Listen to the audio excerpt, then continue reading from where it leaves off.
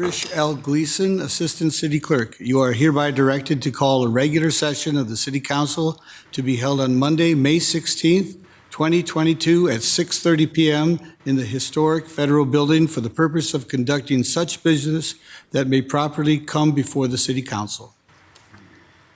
Good evening and welcome to a regular session of the Dubuque City Council for May 16th, 2022. As a reminder to our participants, you can provide in-person input or virtual audio or written input during the sections of the agenda where public input is accepted. Input options during the live meeting include in-person attendees may approach the podium when the Mayor Pro Tem asks if there are any public input on the item they would like to speak to. Remote attendees can log into GoToMeeting using the login links, phone number, and access code that appears on the broadcast and live stream and posted on the front page of the meeting agenda. This option includes audio input and written chat input. If you are participating via computer, indicate which item you would like to speak to in the chat function, or note that you would like to speak during the appropriate section. If you are participating via phone, indicate which item you would like to speak to when phone lines are unmuted. All phone lines will be muted during the consent agenda items, public hearing, and public input periods, and city staff will determine the speaking order of the participants. All comments, whether in person, audio, or written, must be accompanied by the name and address.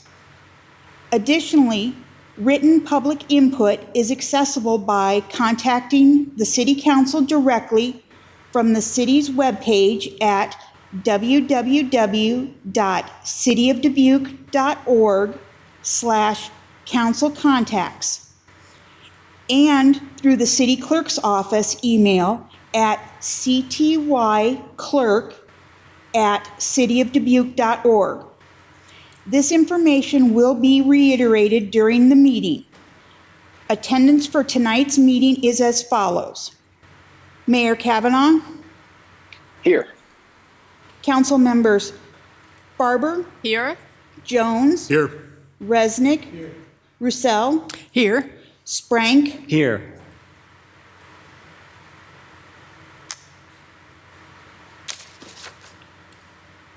Waffle. Here.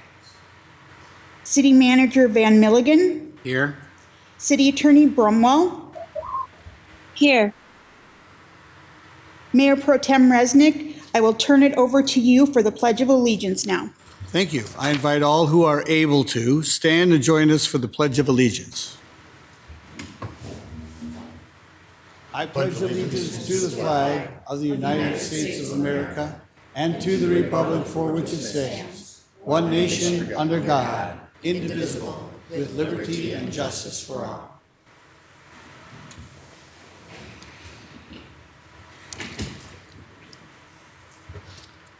Very good, Ms. Gleason. Our first presentation tonight is the Foundation of Dubuque Public Schools Distinguished Alumni Award recognition for Council Member Susan R. Farber. Very good.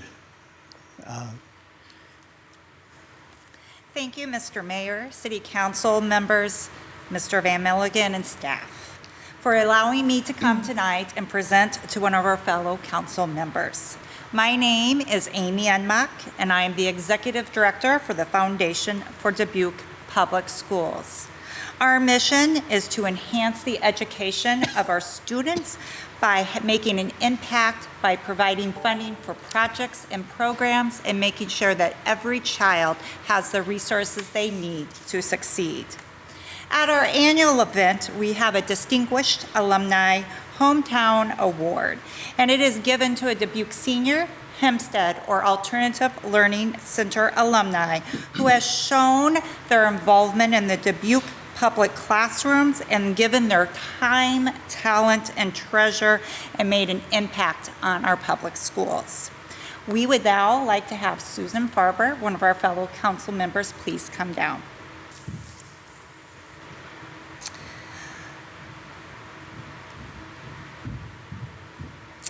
Susan was born and raised in Dubuque and attended Bryant Elementary, Washington Junior High School, and Dubuque Senior High School.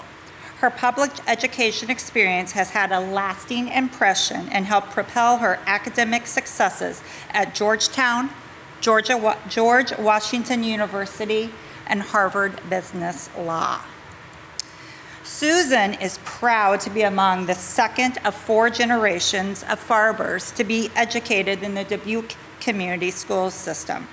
Her family ties back to her senior class of when her father graduated in 1933. Since then, there have been over 40 family members who have graduated from Dubuque Senior or Hempstead who are currently enrolled in the Dubuque Public Schools. The educators have had a significant impact on the character development of the Farber clan. Susan's active involvement in seniors' academics, athletics, and student government laid a strong foundation and provided a natural springboard that helped propel her collegiate, professional, and personal achievements. Another significant memory for Susan was becoming the recipient of the first Female Athlete of the Year award. The renowned Olympian Jessie Owens traveled to Dubuque to speak to the student athletes and their families at their annual awards banquets. For more than 30 years, Susan has served and been a positive force for change in our local community and abroad. Susan has generously supported students within the Dubuque Community School District by sponsoring 2x2's Fighting Saints hockey fundraisers, the Dubuque Youth Symphony, Dine Out for Public Schools, and the Heritage Center's school bus program, which makes performances accessible to all students. Susan sits on many boards that have an impact on many.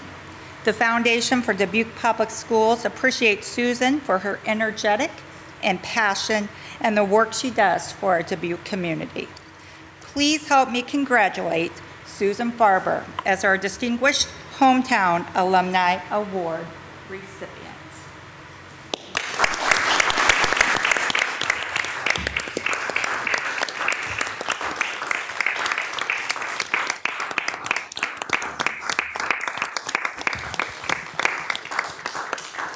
So, Mr. Mayor Pro Tem, may I just express a few words?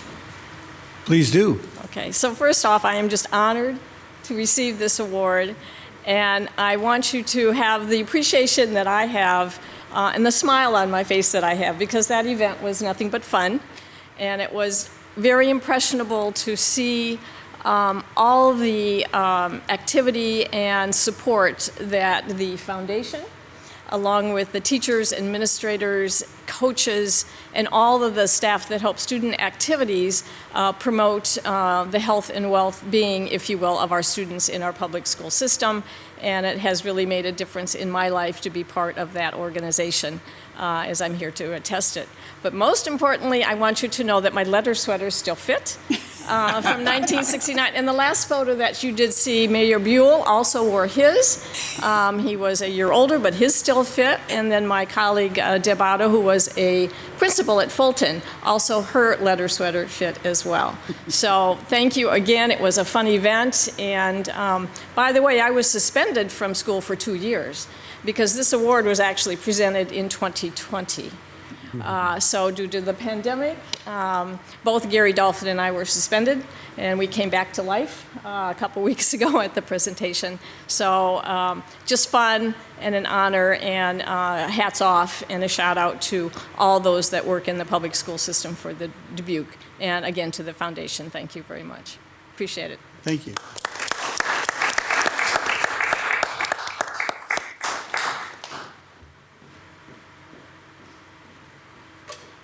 We will move on to proclamations.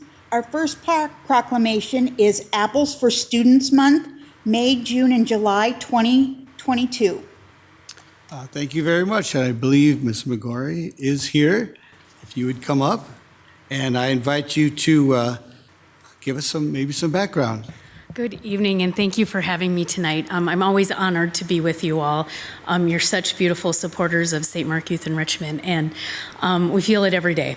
And tonight I'm here to talk about school supplies. I know that it's the end of the school year, and the kids want to throw their crayons and pencils and notebooks away, but we are gearing up for our largest project, tangible project for the community.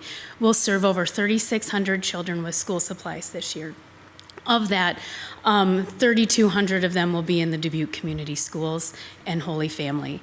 Of that number, there's still another 1,200 kids who require free and reduced lunch in our community. So we'll serve most of them, but not all of them. The ability to start the first day of school, if anyone remembers the smell of crayons and how beautiful that feels, and coloring and using the watercolors that the kindergarten class gets to get, because they're the only ones who get watercolor paints, are the kindergarteners. That feeling of I belong and I'm supposed to be here. When I talked to Superintendent Reagans, we talked about kindergarten is the start to graduation. What our kids feel on that first day of school when they have their bag of school supplies, their own bag of school supplies, is that they feel like they belong and that someone cares about them. And we do, and that's the best part. School supplies are probably, this project might be my favorite thing that I get to do all year. I literally one year sprayed letters that I sent out with the perfume of crayons and hoping that that would build nostalgia from people and allow people to love crayons like I love crayons. And it smelled like old dead wax, like it was bad. But what it does do is when our kids, we have kids who come in and help pack our bags every year. We're down at Five Flags these days, and we have kids that we'll just give them their bag of school supplies after they've volunteered. And they're like, they're for me? Yeah, they're yours. I got a letter from a first grade student from St. Comkills, and he said, thank you for helping me feel normal. And that is the hardest part, because when you live in poverty, when your mom and dad are working their tails off, and now we're paying $5 a gallon of gas and almost $3 for a dozen eggs, that $47 worth of school supplies is going to make you feel loved and cared for and like you belong on that first day of school. So with this project, I'm asking our community to step up. We have over $100,000 to raise for this project this year. One of the largest pieces that I can add to this is that for the first time in the history of this project, we will be able to honestly say that every single dollar donated will stay here in this community. Hardix Drug has come in to take care of all of our supplies this year. So we will be purchasing every supply here in Dubuque to take care of the kids in the county. And so with that, I ask for your support. $47 a bag. It's very reasonable when you have the means. But I talked to a mom who had missed during the back to school bash. She thought she was going to get all of her supplies that day, and she had 4 kids in a Title I school. And she thought she missed it, that we ran out. And I told her, and she's crying, and I tell her, I'm like, what school do your kids go to? And she names off a Title I school, and I told her, I go, guess what? Your bags are going to be there for them. Every single Title I school in Dubuque will be taken care of. Every child in the Title I schools will be taken care of because of this project. So with that, I say thank you. All right, thank you, Ms. McGorry, for coming and receiving this proclamation. Proclamation, whereas since 1988, St. Mark Youth Enrichment has existed to work with the families of Dubuque meet some of the unmet needs of their children. And St. Mark Youth Enrichment staff, committees, and board are dedicated to furthering the total learning experience of all children they work with. And St. Mark Youth Enrichment will again be leading the Apples for Students Fill the Bag program in the Dubuque community during the months of May, June, and July. This program collects money to buy basic school supplies for children of families who need help purchasing them. To date, St. Mark Youth Enrichment has given out over 38,000 bags of school supplies, and local schools and human service agencies help St. Mark Youth Enrichment identify the 3,500 children in grades K-12 who need school supplies this year. And St. Mark Youth Enrichment invites the people of Dubuque to donate money to this program so school supplies can be purchased in bulk from local merchants and serve more children than they usually do.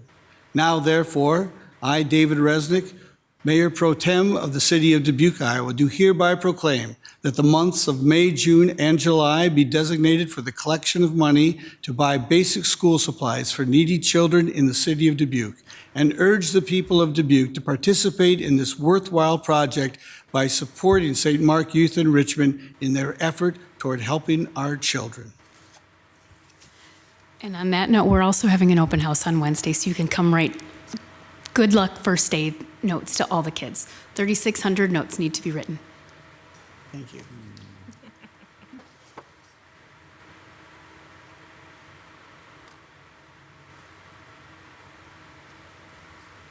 Our second proclamation is Building Safety Month, May 2022.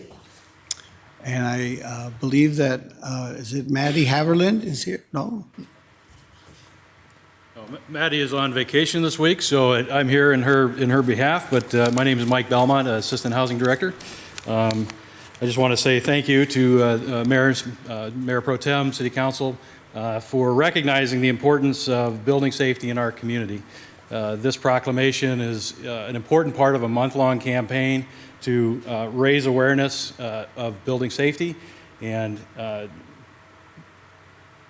importance of the adoption of modern and regularly updated building codes, and it also provides the community information about the various roles in the building services departments as far as what inspectors do, what building officials do. The hope there is to provide information to young people that might be interested in these types of careers, to give them a little information and let them know what we're doing. So on behalf of the Housing Department, we appreciate your support. Well, Mr. Belmont, thank you for coming to come and claim this proclamation. Whereas the City of Dubuque is committed to recognizing that our growth and strength depends on the safety and essential roles of homes, buildings, and infrastructure, both in everyday life and when disasters strike. And our confidence in the resilience of these buildings that make up our community is achieved through the devotion of vigilant guardians, building safety and fire prevention officials, architects, engineers, builders, tradespeople, design professionals, laborers, plumbers, and others in the construction industry who work year-round to ensure the safe construction of buildings. And these guardians are dedicated members of the International Code Council, a nonprofit that brings together local, state, territorial, tribal, and federal officials who are experts in the built environment to create and implement the highest quality codes to protect us in the buildings where we live, learn, work, and play. And these modern buildings codes include safeguards to protect the public from hazards such as hurricanes, snowstorms, tornadoes, wildland fires, floods, and earthquakes. And Building Safety Month is sponsored by the International Code Council to remind the public about the critical role of our community's largely unknown protectors of public safety, our local code officials, who assure us of safe, sustainable, and affordable buildings that are essential to our prosperity. And Safety for All, Building Codes in Action, the theme for Building Safety Month 2022, encourages us all to raise awareness about planning for safe and sustainable construction, career opportunities in building safety, understanding disaster mitigation, energy conservation, and creating a safe and abundant water supply to all our benefit. And each year, in observance of Building Safety Month, people all over the world are asked to consider the commitment to improve building safety, resilience, and economic investment at home and in the community, and to acknowledge the essential service provided to all of us by local and state building departments, fire prevention bureaus, and federal agencies in protecting lives and property. Now, therefore, I, David Resnick, Mayor Pro Tem of the City of Dubuque, Iowa, on behalf of the City Council, staff, and residents of Dubuque, do hereby proclaim the month of May 22 as Building Safety Month.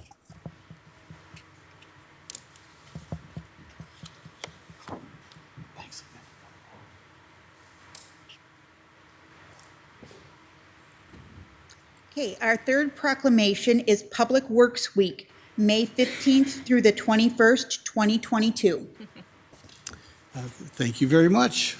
If you could introduce yourselves and tell us about this, please. Good morning, good afternoon or evening. John Klosterman, Public Works Director, City of Dubuque. With me tonight is Paul Davis, our Field Supervisor with Public Works. And we just want to thank the council for your time tonight to recognize all the employees, not only in the Public Works Department, but also the Engineering Department, Park Department, Water and Resource Recovery Center employees, all employees that provide service to our community. Thank you. Mr. Klosterman and Mr. Davis, thank you for coming down to receive the proclamation. The week of May 15th to the 21st, 2022 has been designated as National Public Works Week by the American Public Works Association with the theme Ready and Resilient, to celebrate the tens of thousands of men and women in North America who provide and maintain the infrastructure and services collectively known as public works, and the support of an understanding and informed citizenry is vital to the efficient operation of public works systems and programs for rebuilding, improving, and protecting our nation's transportation, water supply, water treatment, solid waste systems, public buildings, and other structures and facilities essential for our citizens, and the public health, high quality of life, sustainable and resilient communities, and well-being of this community greatly depends on these facilities and services.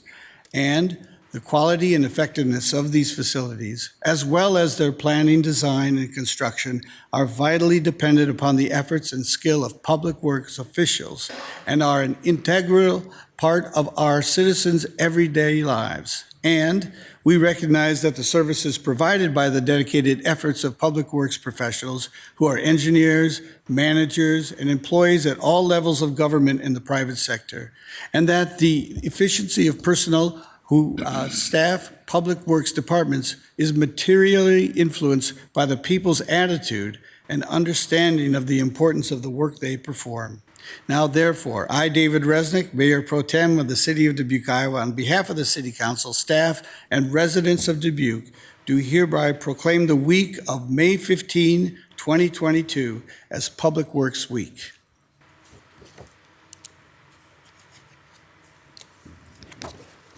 Mr. Davis, thank you very much for coming. How come building safety gets a month and you get a week? How come building safety gets a month and you only get a week? Good job. Our fourth proclamation is AAPI Day Against Bullying and Hate, May 18th, 2022. Thank you very much. And I believe Mr. Ebo is here to accept this. I think there's a couple.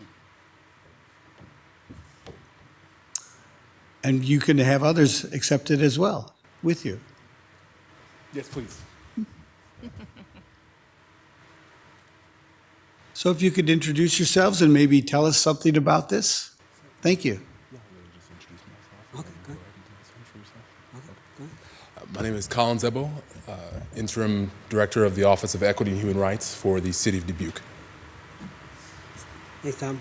My name is Dustin Alfred, a community health worker at Crescent Health and Clinic. I'm a translator and a community health worker for the Pacific Islanders here in Dubuque.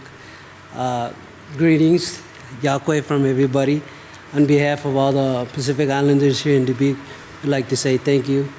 And I would like to express how important and raise awareness how really important this is for the community here in Dubuque.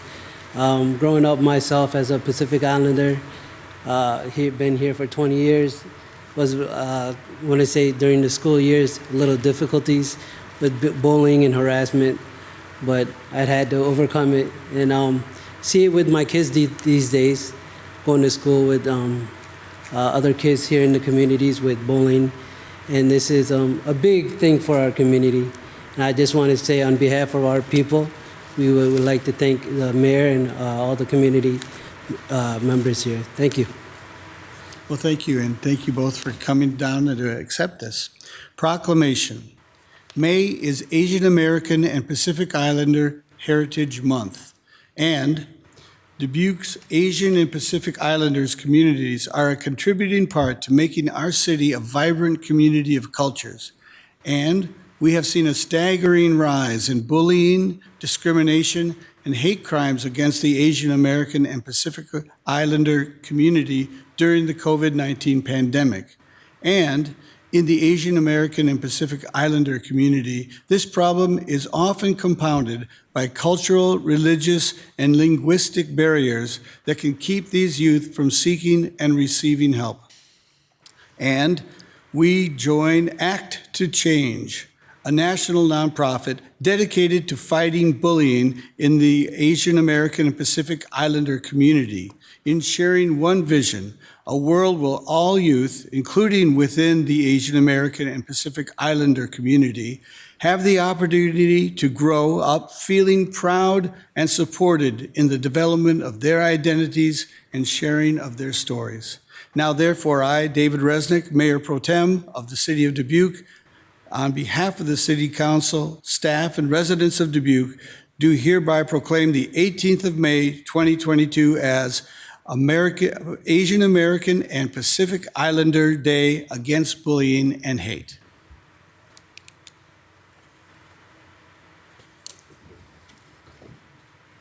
Thank you, sir, for coming down.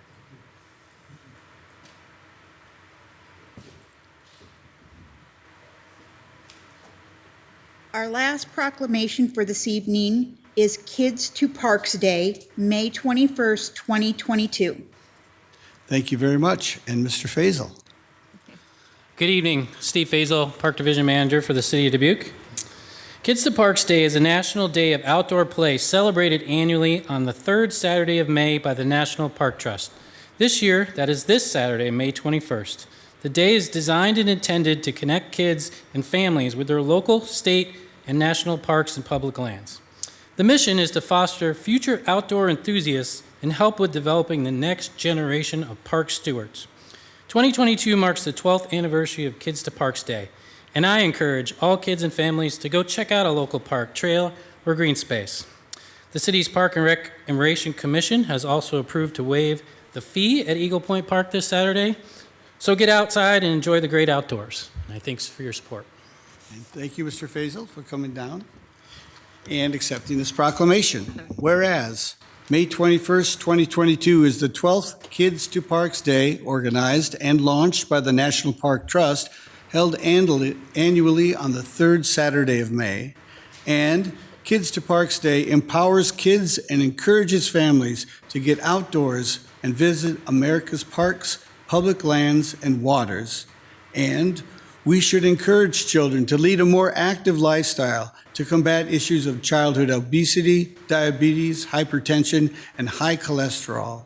And physical activity is a key to good health, and increased use of parks and green spaces is essential to health and wellness of children and adults. And Kids to Parks Day will broaden children's appreciation for nature and outdoors.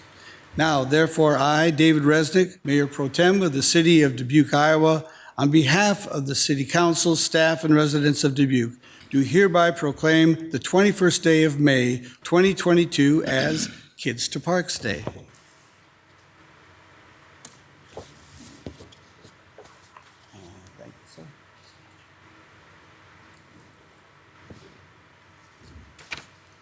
Very good. And Ms. Gleason? We will now move on to consent agenda items.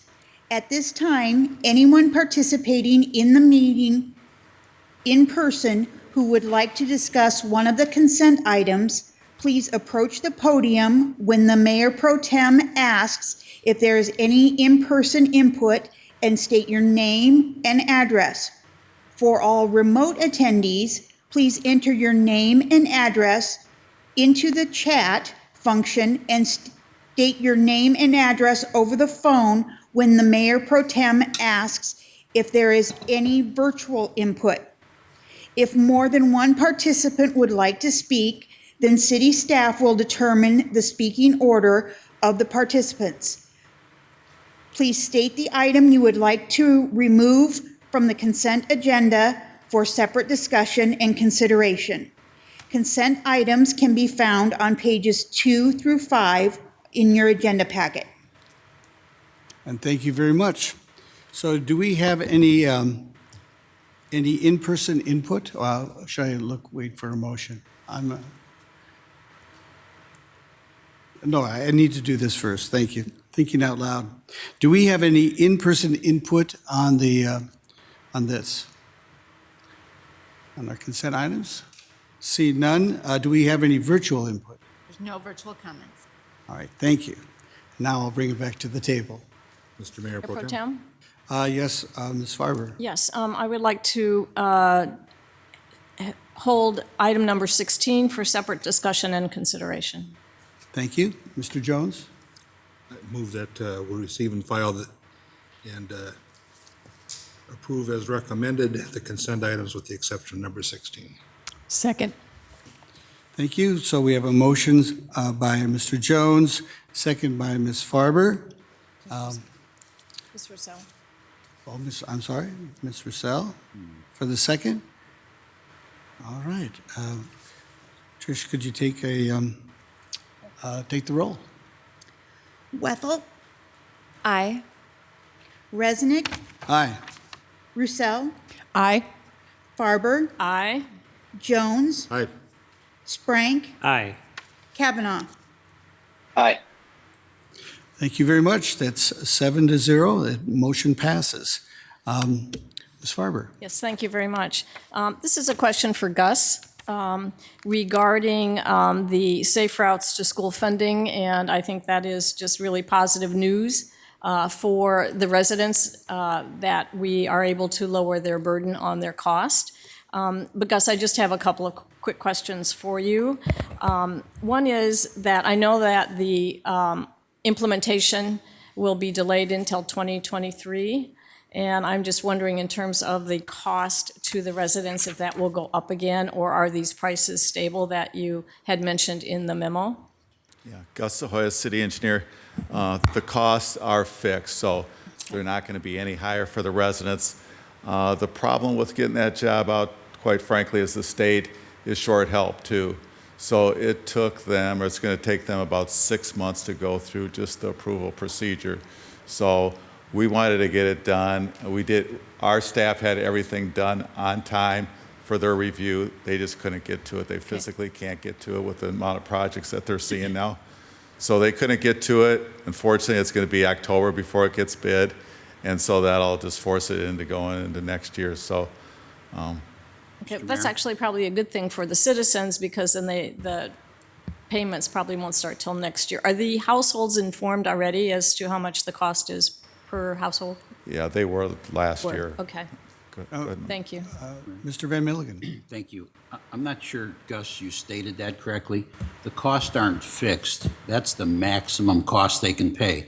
So conceivably, if it had been bid earlier and they were good bids, they actually could have paid less. Right. And if it's bid later and the prices are higher, it may reach the maximum. So conceivably, it could cost them more, but it cannot cost them more than the amount that's already been set. Is that correct? That's correct. When I said fixed, I meant fixed. It can't go any higher, but I just assumed you guys knew that, but that's my fault. Okay, so the 80,526 that's mentioned in your memo is the cap. That's the cap on the assessments. And then homeowners are already aware of their cap, so they have an extra year to kind of organize their budgeting. It's probably 3 to 6 months after the project done that they'll actually see a bill. Okay, well, that's even better for them Yeah, and then with folks, the yeah. state process, it might even be longer, so Right. Okay, well, thank you for all of this. I appreciate it. Thank you, Mr. Mayor Pro Tem. thank you. Thank you. So would you like to make a motion? I move that we accept and receive and file item number 16 in the consent agenda Second by Sprang. Okay. Mr. Mayor, and adopt the resolutions. and adopt the resolution. Thank you. Would you second that as well? Yes. Okay. Thank you very much. We have a motion by Farber and second by Sprank. Receive and file and adopt the resolution. Ms. Gleason, please call the roll. Wethel, Aye. Resnick, Aye. Roussel, Aye. Barber, Aye. Jones, Aye. Sprank, Aye. Kavanaugh. Aye. Motion passes 7-0.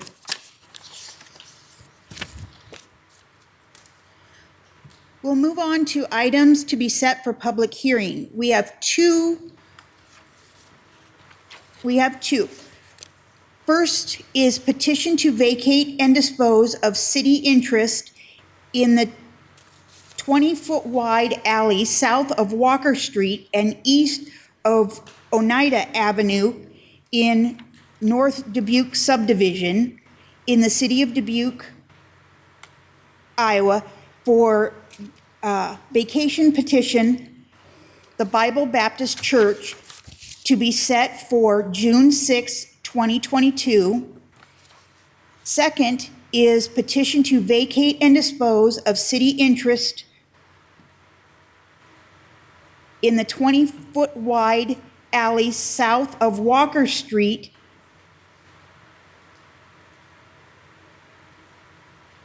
and east of Oneida Avenue in North Dubuque subdivision in the city of Dubuque, Iowa, for vacation petition. I'm sorry, I believe these are these two the same? Am I reading them incorrectly? Is it my mistake? Can I read the second one for you? Yes, please. Sure. The second is the request for public hearing, State Revolving Fund Environmental Review, Old Mill Road Lift Station and Force Main Project, Granger Creek Sanitary Sewer Systems Improvement, and Water System Improvements 2022. Thank you both. And that'll be set for, June 20th, 2022. Very good. Thank you. Mr. Mayor Pro Tem. Mr. Jones. I move that we receive and file the documents, adopt the resolutions, and set the public hearings on the time and place stated. Second by Sprang.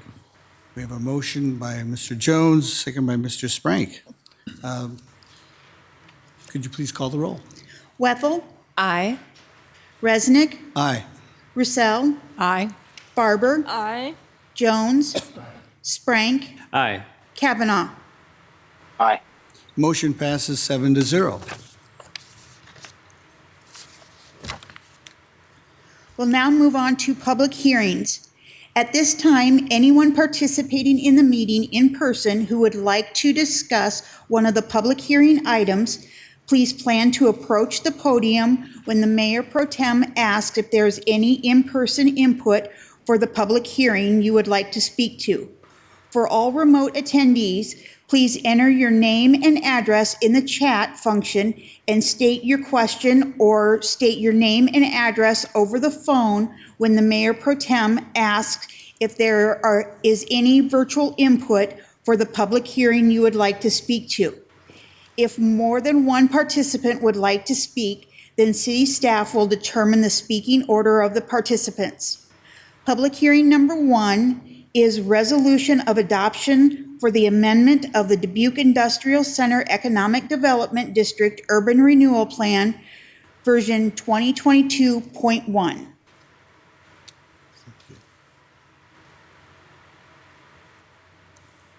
So do we have a motion? Mr. Mayor Pro Tem. Yes. I move to receive and file the documents and adopt the resolution. Thank you very much. Second by Farber. All right, very good. So we have a motion by Jones, second by Farber. So Mr. Van Milligan, do you have? Thank you. Yes. Mike Van Milligan, City Manager.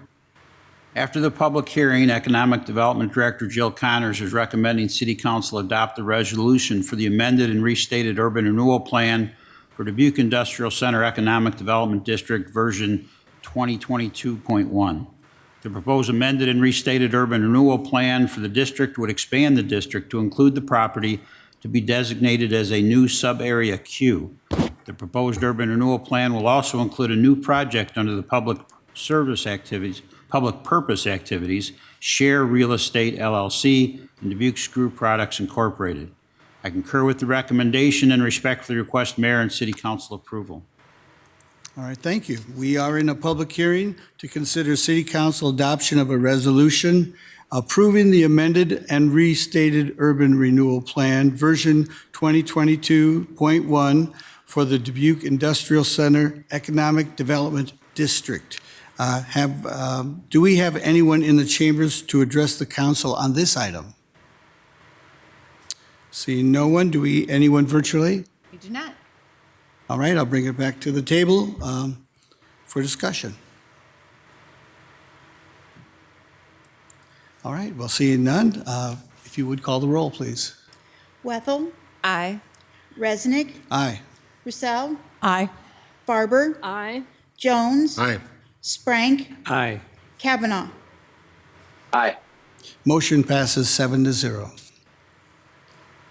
Public hearing number 2 is amendment to the Unified Development Code, section 16-8-5.10.1, accessory dwelling unit.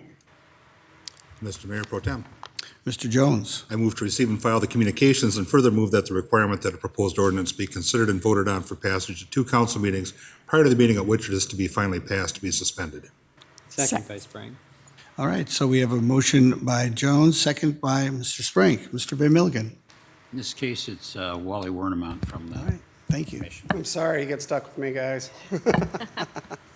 Good evening, Mayor Pro Tem, City Council members, Wally Wernemont, Planning Services Manager. The request before you tonight is a text amendment to our Unified Development Code about accessory dwelling units. And a lot of people are saying, what's an accessory dwelling unit? So back in 2009, when we updated our Unified Development Code, we tried to create a little bit more flexibility to allow affordable housing in our R1 single-family residential zoning districts. And as part of that, we required a conditional use permit for an accessory dwelling unit. So I'm just going to read a couple definitions for you. An accessory dwelling unit is a dwelling unit, but not a mobile home, allowed as a conditional use as defined in this section. Doesn't really give you a lot of information what that definition does it. So what's a dwelling unit? One room or rooms connected together constituting a separate independent household establishment for owner occupancy or lease on a weekly, monthly, or longer basis, and physically separate from any other rooms or dwelling units which may be in the same structure and containing independent cooking, toilet, and sleeping facilities. So basically, it's a completely separate, independent unit from the existing structure. The way our Unified Development Code stated accessory dwelling units before was a combination of things. One, they were only allowed in R1 district, so these were created as the mother-in-law, father-in-law suites type things where they wanted age in home or age in place. One of the requirements of that conditional use permit is that that the principal structure had to be owner occupied. One of the changes that we're requesting to come before the City Council is to change that owner occupancy requirement from the principal structure to either the principal structure or the accessory structure, or the accessory dwelling unit, I should say. And the reason for that is we've had some individuals come before us that may live in an older home that may not be ADA accessible, they may have aged, but they want to remain in a place. So there's an opportunity where they say, can I build a small accessory dwelling unit and live in that unit and be able to rent out my home? Currently, the way the Unified Development Code states conditional use permit for accessory dwelling unit, that would not be permitted because they have to be the owner occupant of the primary structure. So this is allowing a little more flexibility in order to allow individuals to either age in place at home, have that accessory dwelling unit be able to be built on site. And in addition, we looked at our code and decided it might be a little bit more flexible to allow them in multiple districts where only a single-family detached home's allowed. And so, for instance, in an R2 district, you're allowed to have two residential dwelling units.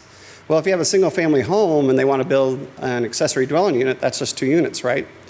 Well, that would definitely meet the definition of a duplex. But if someone wanted to build a Fonzie flat, your garage apartment, that would not be allowed as a duplex. They would have to do an accessory dwelling unit. So we're allowing a little bit more flexibility in order to provide more affordable housing, allow people to stay in their home, age in place, and allow that flexibility, maybe for some additional income. And the major important key with this request is that one of the units still has to remain to be owner occupied. So it's not that opportunity where we're creating 2 rental units. It's the opportunity where we're allowing an additional opportunity for a smaller accessory unit to the home. We do regulate the size of those structures. It has to be 50% the footprint of the principal structure or 600 square feet, whichever is less. So that does reduce the size of the structure. And also, there's some additional other requirements that are listed in that list that's provided in your packet. I don't need to go through everything unless you guys have any other additional questions. Our Zoning Advisory Commission Vice Chair, Becky Kemp, is available online if you're available, if you had any questions for that. But otherwise, by a vote of 6-0, the Zoning Advisory Commission recommends that the City Council approve this text amendment, and a simple majority vote is needed for the City Council to approve this request. And I'm free to answer any questions that you may or may not have. And I know Alexis is here because sometimes there's a lot of questions about what requires a rental license, what requires a permit, some other things. It gets a little confusing sometimes. Thank you, Mr. Wernemont. Yep. We are in a public hearing to consider City Council adoption of a resolution. Do we have anyone in the chambers to address the council on this item? Do we have anyone virtually? No virtual comments. All right, thank you very much. I'll bring it back to the table for discussion, please. Mayor Pro Tem. Yes, Ms. Wethel. I have to say that I really loved the spirit of the meeting with the Zoning Advisory Committee because I felt that you and your team really were being proactive and looking forward and saying, how can we create more housing? Because that's what we need. And so I really was impressed with your presentation at that meeting. And so please send thanks on to your team. Good job. You bet. Thank you. Thank you. Mr. Mayor Pro Tem, this is Brad. Yes, Mr. Kavanaugh. Was somebody else going to go first? Nope, you're on. Oh, okay. All right. Thank you. I saw you looking towards Mr. Jones. Wally, I do have one question. The only, I very much, I agree with Ms. Wethel. I agree with the idea of, moving towards more affordable and accessible housing for sure. Do we see any drawbacks with this? Are there any concerns that we should have? I mean, I only read good things in the memos that we were provided, and I was just curious if there is anything that we should be concerned about or any sort of ways that this maybe has not worked in other cities or would not work for us? Sure, yeah. Currently, there are several cities that are amending their ordinance. The city of Des Moines just recently amended their ordinance to make it a little bit more flexible for accessory dwelling units. They're kind of that missing middle. They don't have a lot. They have a lot of multifamily structures and single-family homes, but not a lot of the 2 to 12 unit spaces that are available there. The one thing about this request is it's a conditional use permit. So there's an additional layer of review that they have to go through, and that's an application to the Zoning Board of Adjustment that they have to meet certain criteria, and all property owners will be notified within 200 feet to be able to provide that opportunity at a public hearing. Now, it does go to the Zoning Board of Adjustment. They're a quasi-judicial board, and their decision's final, so if a decision was to be made, it would be appealed to district court and not to the city council. So those are some concerns. Another concern that may get brought up is the opportunity for short-term rentals. That has been a discussion. We are preempted by state law to provide any restrictions on short-term rentals, which is a residential unit that could be rented for less than 30 days. They're permitted by right. And so one thing could happen is if they do an accessory dwelling unit, the unit could be rented out as a short-term rental. I've had some discussions about can we place a restriction on the conditional use permit stating that it could not be a short-term rental. That would violate state code for that, what we could do. So that would be one unintended consequence that may come out of the request. As of today, since 2009, we've only had 3 of these come before the Zoning Board of Adjustment. So to follow up on that, then, Wally, essentially, we could solve part of this problem of affordable housing and access to it, but we also might, doing this could also just lead to more short-term rentals, potentially, is basically what I'm hearing you say. Correct. There could be a double-edged sword here with that. Yep. So, and I'm sorry to throw all these questions at you, but do you have any other, do you have any indication that has happened in other cities that have done this? Because you mentioned that was the case, in several other cities in Iowa. Not that I'm aware of from our research that we've reached out to other cities with regards to that. So the short-term rental is kind of the bigger discussion just because we cannot regulate them. So anyone could rent out a room in their home. They could rent out a house just as long as it meets the requirements of that short-term rental requirement. Now, understand that it has to be kind of operated as an Airbnb. It couldn't be rented out for like a special event or a restaurant or having a banquet or a party type thing. But the short-term rental law has kind of really preempted us from a lot of regulations for those.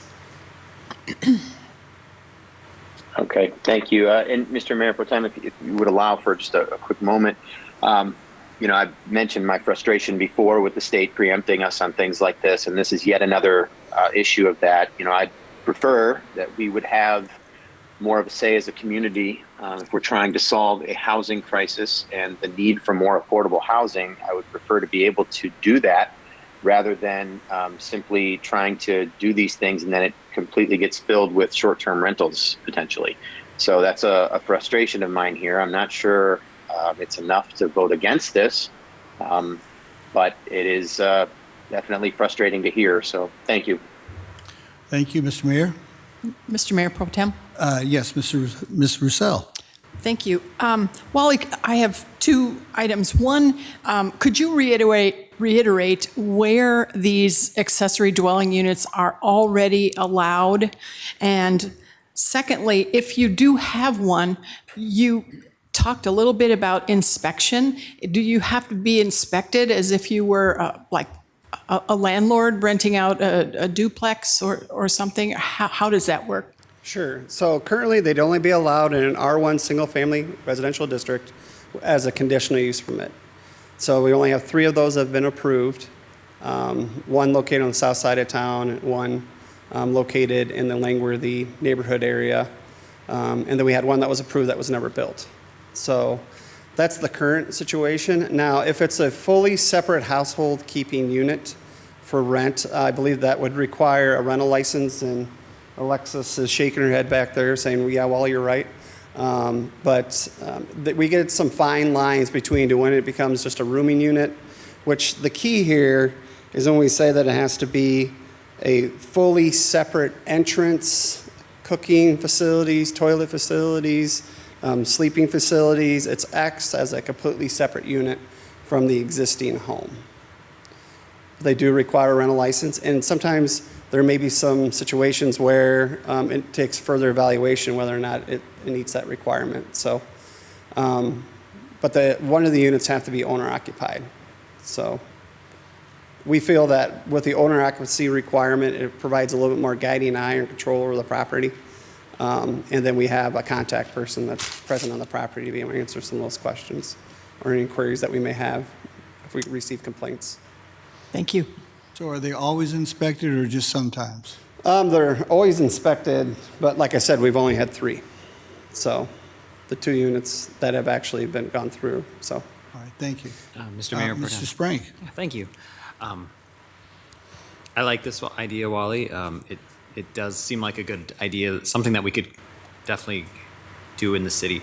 I guess, it's gonna sound dumb, but could people use like a camper? Say they set up a camper full time and, oh, this is my accessory dwelling, or a tiny house, or does it actually need to have like a foundation and plumbing and like where is there a description somewhere that actually says what they need? Yeah, sure. So basically, it has to be in compliance with all city housing, fire, and building codes for use as a complete independent living facility with provisions for separate entrance, cooking, eating, sanitation, and sleeping.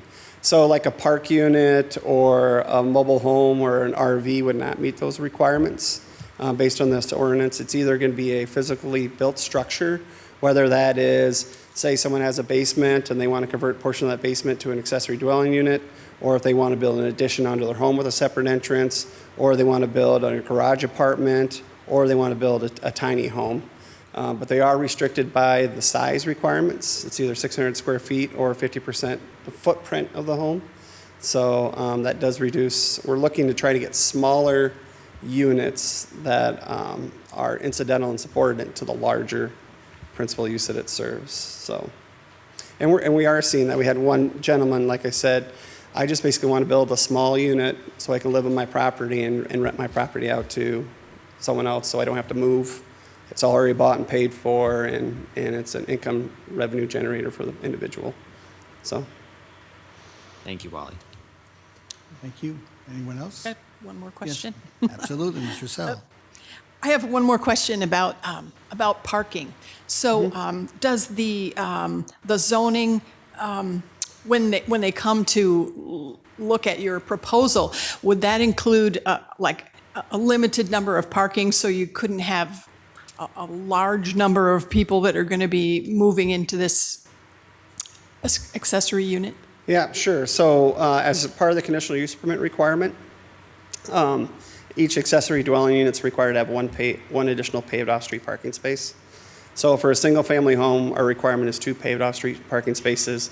If they want to do an accessory dwelling unit, we would have a requirement of 1 additional paved off-street parking spaces. Usually that's limited due to the size of the structure. Now, I always have to explain to some people, family sizes change. So if you just think of yourself, you move into an apartment or something like that, it's maybe just you and your significant other, you might have 2 cars. Then there are situations where we really need units with 3 or 4 more bedrooms, but for this size, it's probably not going to meet that requirement unless they can get it within a 600 square foot footprint of the property. But that ebbs and flows, right? Children grow up, they get a driver's license, they may have more demand for parking, and then it comes and goes. So, but yeah, there are additional parking requirements for that. Okay, thank you. All right, Ms. Roussel is on the zoning commission at one time, so she can get in the weeds with you. So that's great. Thank you for those questions and those answers. Anyone else? All right, well, thank you very much. If you could call the roll, please. Wethel? Aye. Resnick? Aye. Roussel? Aye. Barber? Aye. Jones? Aye. Sprank? Aye. Kavanaugh? Aye. The motion to receive and file and waive 3 readings was approved 7-0. Mr. Mayor Pro Tem, Mr. Jones. I move final consideration and passage of the ordinance. Second by Sprank. A motion by Mr. Jones, a second by Mr. Sprank. If you would call the roll, please. Wethel? Aye. Resnick? Roussel? Aye. Barber? Jones? Sprank? Aye. Kavanaugh? Aye. That motion passes 7-0. Thank you. Now we'll enter into public input. At this time, anyone participating in the meeting may address the City Council on action items on the agenda or on matters under the control of the City Council. For all in-person attendees, please approach the podium and state your name and address. For all remote attendees, please enter your name and address in the chat function or state your name and address over the phone when the Mayor Pro Tem asks if there are any virtual input. If more than one participant would like to speak, then city staff will determine the speaking order of the participants. Individual remarks are limited to 5 minutes, and the overall public input period is limited to 30 minutes. Under the Iowa Open Meetings Law, the City Council cannot take formal action on comments made during public input or that do not relate to the action items on the agenda. All right, thank you. So do we have anyone in the chambers to give public input. Please come to the microphone and give us your name and address and your input. Thank you.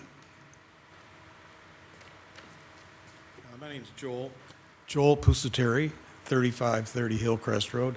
Thank you, Council, and Mr. Van Milligan. I'd like to talk about 3 points on here. Is that how I do it, or I just do one at a time and sit down again? Whatever you'd like to do. Okay. As long as we get in 5 minutes. Okay. Thanks. The first item I'd like to talk about is number 2, the recommendation for $1 million investment in the Travel Dubuque. As I understand it, maybe I'm wrong, is this for transportation back and forth to the ball field that's going to be built in Dyersville? What is it? Can No, you but explain it to me? we will address that question when we get to that action item. But it's not for transportation, but we will talk a great deal about that. Okay. Has it been out for bid? Or is this Travel Dubuque just got a rubber stamp, they're getting it, the contract? Again, it's Okay. it's different than that, and we will get into it. All right. Well, anyway, my comment is going to be this. If there's an extra $1 million in the budget in this city to put money into a professional baseball field that's not even in our city, and then the reason is for tourism, that they're going to come and stay in our hotels anyway, these people that go to the ballpark. So I'm saying, use the $1 million and fix the damn roads around this city. They're a mess. They're crumbling. Okay, I'd like to talk about the Sutton Pool debacle. I don't know if you ever drove by Flora Pool when it was really hot outside. I mean, you couldn't squeeze another body in there. So, you know, we're going to have hot weather this summer. And people are going to be turned away, I'm afraid, if they don't open Sutton Pool. So I'm suggesting that you should open Sutton Pool. And as far as the debt that you're putting us in on this Mystique Community Ice Center, all I can tell you is that the federal government can't sell bonds anymore unless the interest rate is at 9.4%. That's the new rate that they just fixed on the inflation bonds. So I don't know how deep we're in the hole right here in this city, but I don't know what it's going to do to our bonds, and additional bonds going forward are not going to be cheap. So please be considerate of the people that are paying the bills. Thank you. Thank you, Mr. Pusateri. Do we have any other comments from people in the chambers? Sir, please come to the microphone and give us your name and address and your comments, please. Good evening. My name's Tom Billmeyer. I live at 1357 West 5th Street here in Dubuque. I just want to say something about this Field of Dreams. For the city people, the taxpayers in the city, why are we paying another $1 million? We have to stop the spending somewhere. So that place out there, who's going to make the money off it? Not the people that pay the taxes in Dubuque. They're paying for, if this goes ahead, we're going to be paying the $1 million. But the normal person is not going to see a dime back. Maybe hotel owners, restaurant owners, but the actual taxpayers are not going to see a dime. And I think that goes along with the Five Flags and other stuff too. Another area I want to bring up is the ice arena down there. I've been, you know, when they opened Five Flags, it was the ice skate. Whatever happened to that? You know you can't go ice skating down at the ice skating arena down here in Dubuque.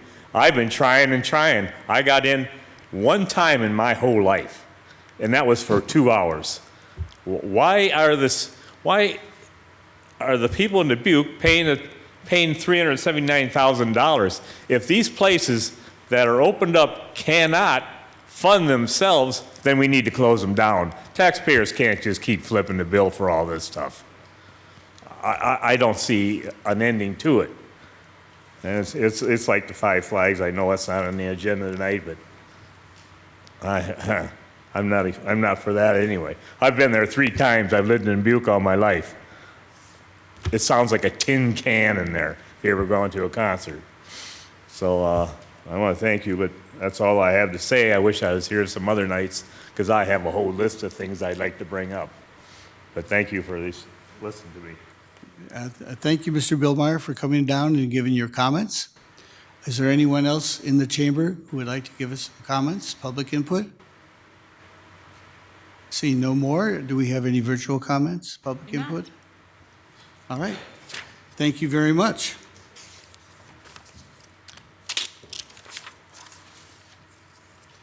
Let's go on to the action items. Next on the agenda are the action items. Action item number 1 is Grand River Center presentation of 2021 annual report. Mr. Mayor Pro Tem, Yes, Ms. Roussel. I move to receive and file and view the presentation. Second. All right, so we have a motion by Ms. Roussel and a second by Mr. Jones to receive the presentation. We're ready when you are. If you could introduce yourself and tell us about Grand River Center. Mitzi Yordi, General Manager of the Grand River Center. Good evening, Mayor Pro Tem Resnick, Mayor Kavanaugh, members of the City Council, administrators, and staff. Thank you for the opportunity to present the annual report for the Grand River Center. I will give a brief summary of 2021 and what I forecast for the rest of 22. I think it's important to start with our mission statement. To maximize the benefit to the tourism industry through the operation of the Grand River Center and ensure a positive experience for attendees with a well-maintained, professionally managed conference center. Provide a venue for regional conferences, business meetings, local events, and social activities in an iconic facility. Platinum Hospitality is committed to this and has been for over 19 years. Last year, I started my presentation with our plan for dealing with the onset of COVID in 2020. In a word, survival. In 2020, Platinum Hospitality had a loss of $250,000. For the new council members, it's important for you to understand that Platinum Hospitality's contract is not based on benchmarks. We do not get reimbursed by the city or the taxpayers for any losses. We absorb them 100%. Our focus for 2021 was to adapt. We had to get creative to find additional avenues of revenue and how to effectively cut expenses. For example, from a revenue standpoint, we introduced outside catering. We were proud to be selected as a primary caterer for Fox Sports VIPs at the Field of Dreams. From an expense standpoint, we had to make tough decisions due to the mandated shutdown. All long-term managers were furloughed, including myself. Upon our return, all of us took on additional responsibilities to ensure our guests received the customer service they have come to expect from Platinum Hospitality Group.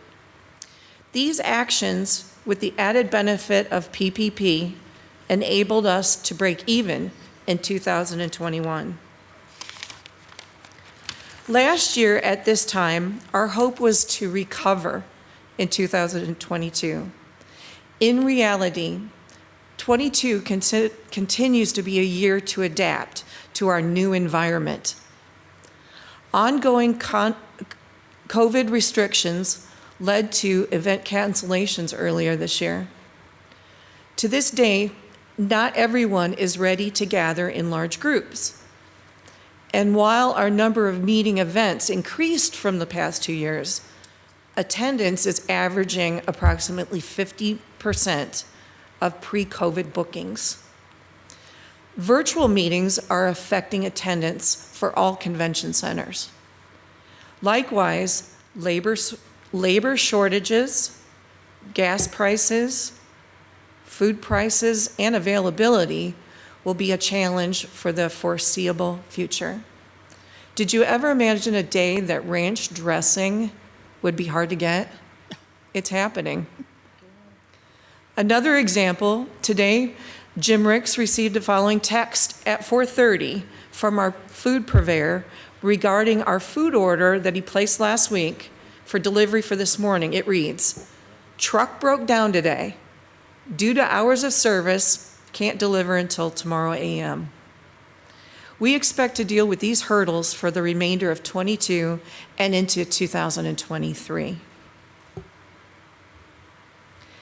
As we deal with these outside challenges, we continue our promotional strategy through all of the major social media outlets, and we're getting noticed.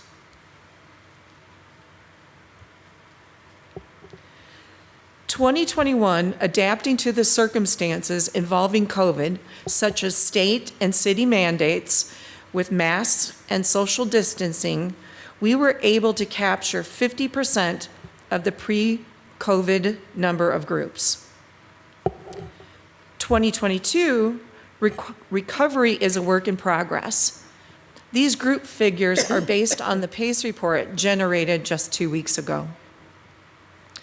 Groups for 2022 include Iowa Parks and Rec Association, Iowa-Illinois Safety Council, Iowa Association of Business and Industry, Honor Flight, and United Way fundraiser out on the patio. And yesterday began the 4-day Midwest Gang Investigators Association Regional Conference. This year, I'm also happy to report that we were able to resume our Easter and Mother's Day brunches. On a personal note, it was so nice to see our returning guests and be part of their family traditions again.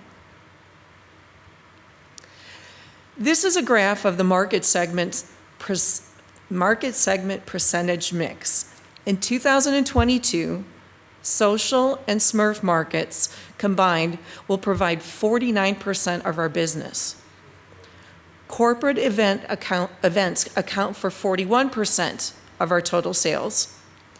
Not surprisingly, large corporate conferences were impacted the most by COVID due to fear, mask mandates, uncertainty, and building closure. Our focus is that we will return to the pre-COVID market allocation in the coming years.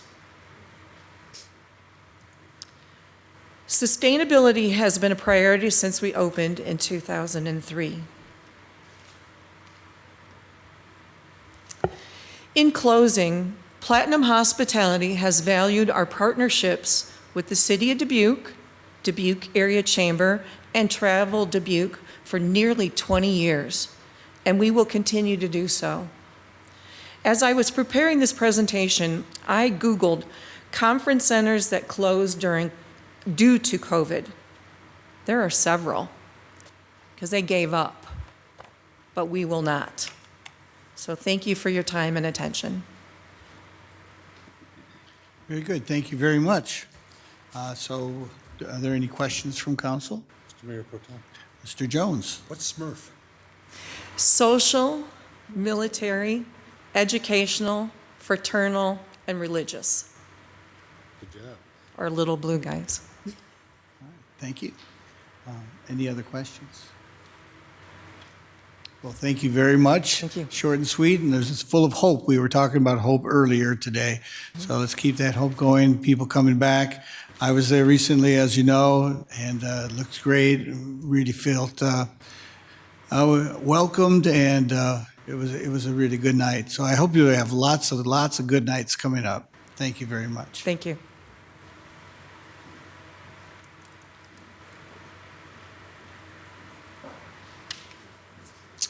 Next item, please. Okay, I'll call the roll. Oh, yes, I need to call the roll. Good idea. So we do have a motion from, I've even forgotten what it was. Roussel made the That's motion. right. Jones seconded. I'm sorry, who seconded that? I did. Mr. Jones. Jones did. All right, so we have a motion from Ms. Roussel and second by Jones. Now call the roll, if you would, Okay. please. Thank you. Wethel, Aye. Resnick, Aye. Roussel, Aye. Barber, Aye. Jones, Aye. Sprank, Aye. Kavanaugh. Aye. That motion carries 7-0. Mr. Mayor Pro Tem? Yes. Dad, my dad. We have one more. Action item number 2 is Travel Dubuque request for funding for Field of Dreams project. Mr. Mayor Pro Tem? Ms. Farber. I move that we receive and file and approve the presentation. Second. We have a motion by Ms. Farber, second by Mr. Jones.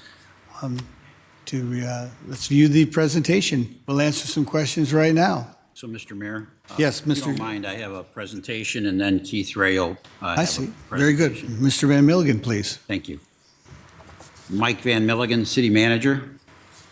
Travel Dubuque is requesting that the City of Dubuque contribute $1 million to the Field of Dreams projects and American Rescue Funds Act money that was received by the City of Dubuque from the federal government for projects like this.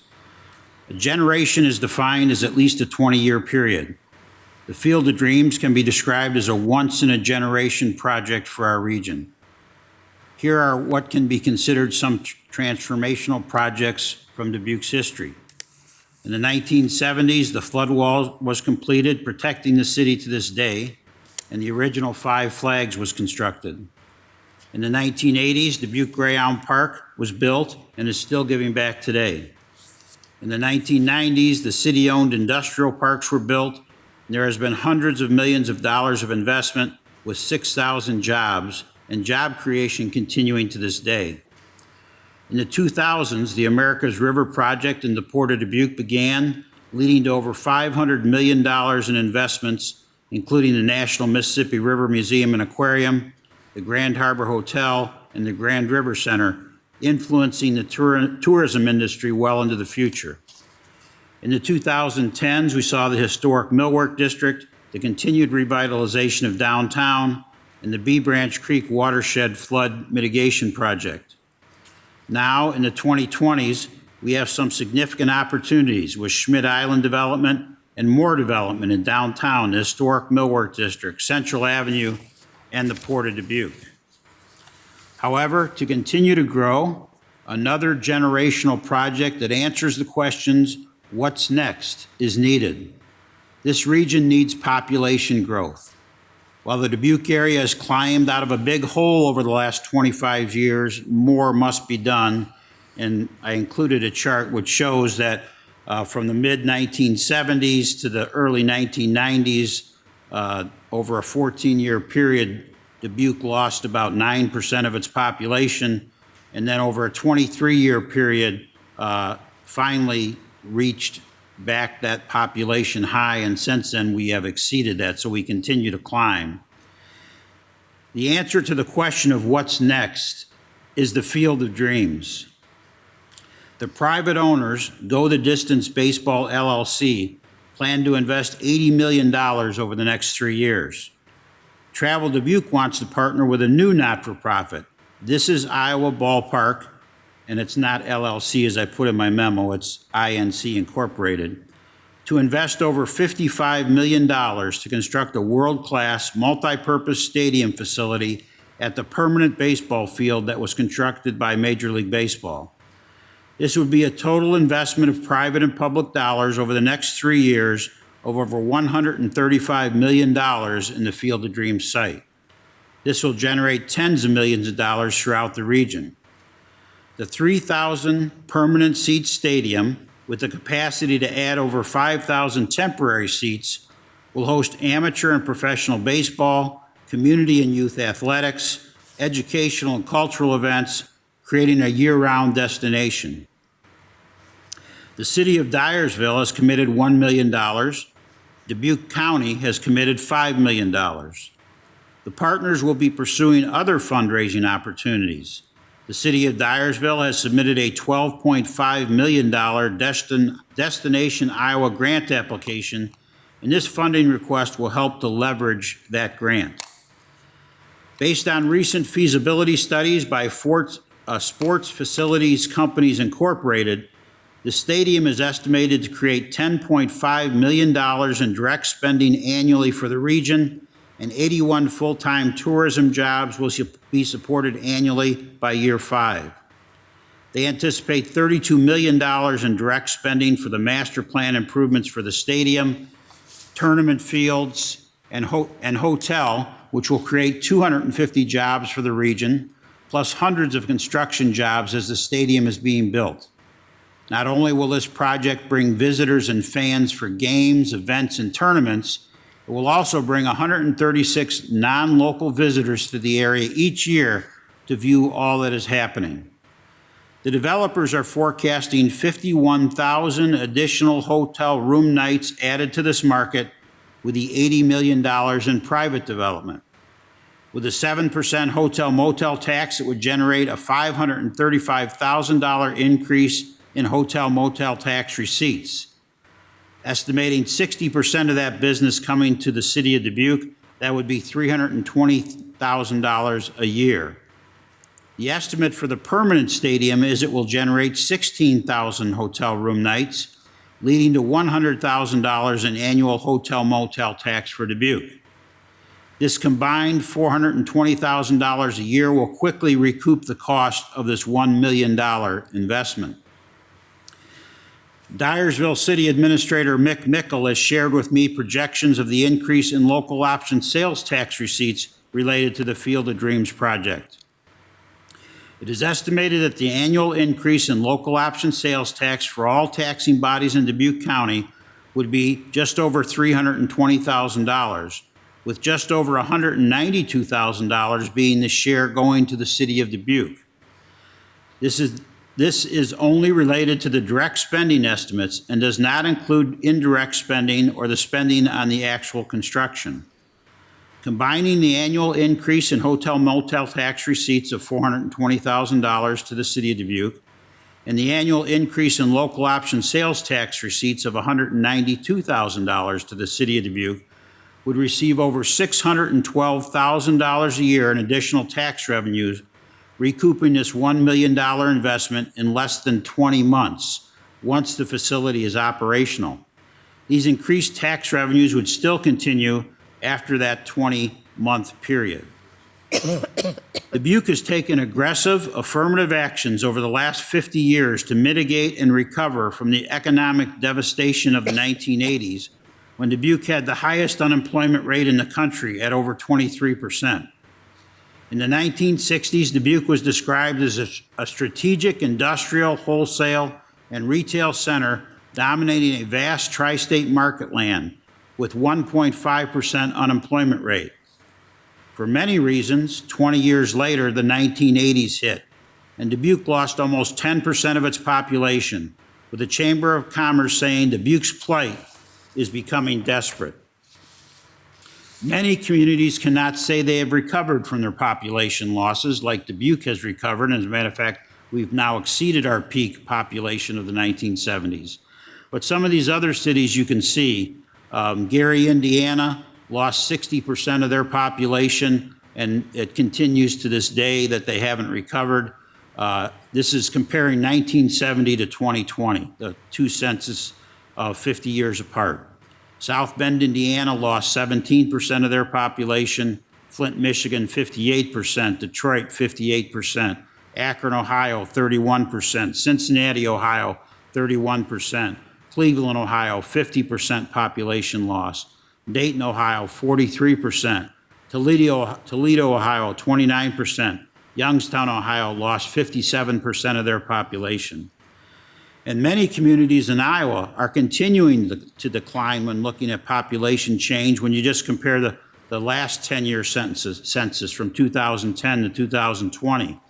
Boone, Iowa has lost 1.6% of their population, Storm Lake 2.5%, Muscatine 1%, Marshalltown almost 3%, Newton has gained 3.3%, Spencer lost 4.1%, Ottumwa lost 2%, Burlington lost 5%, Mason City lost almost 4.5%, Fort Dodge lost 5.5%, Fort Madison, Keokuk lost 7%, and Clinton, Iowa lost 5.5% of their population in that period of 2010 to 2020. And as we've already seen, that Dubuque has increased our population. The city of Dubuque has a long history of partnering with Dubuque County on important projects.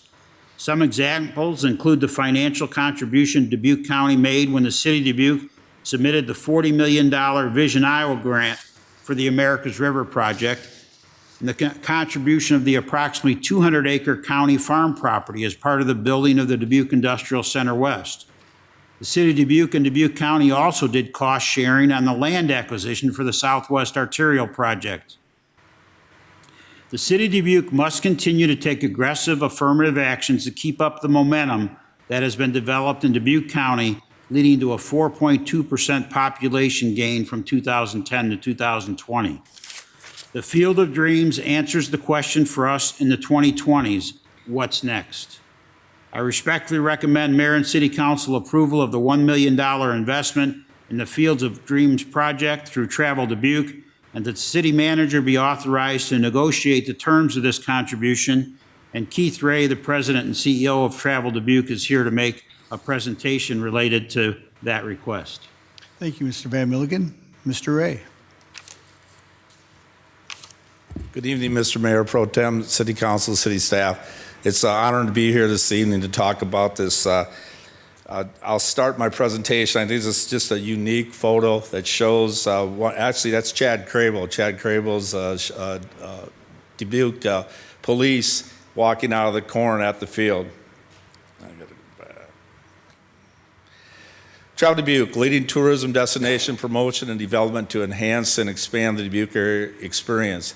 We are the destination marketing organization for the city of Dubuque and the entire county, working with all of our partners from the restaurants, the hotels, the attractions, both gaming institutions, not only within the city limits, but out through the entire county and going across county borders, Jackson County, Jones County, Delaware County, and across the river, going into Illinois and southwest Wisconsin, to make Dubuque and the tri-state area a premier destination. And you can see Mr. Van Milligan referenced the Port of Dubuque. You can see this is a county, this is the travel-related expenditures.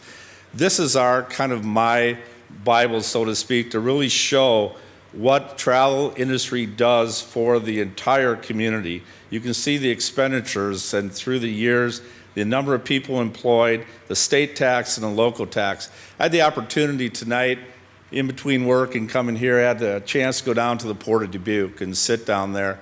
I've been blessed through the years. 2004, I was hired by the city and by the Americas River Corporation to come in and facilitate and coordinate the Grand Excursion. That's right when the port was coming online. The museum was there, but pretty much everything else wasn't. The Grand River Center and the hotel were.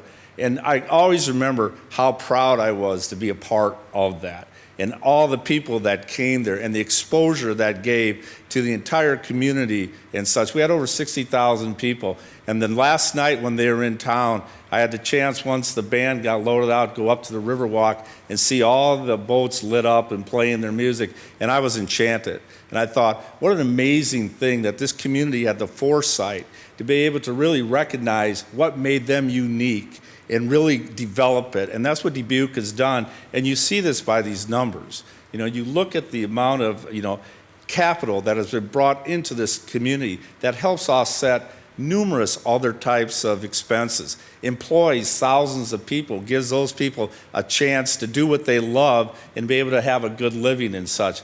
But I point to the last in 2020, COVID.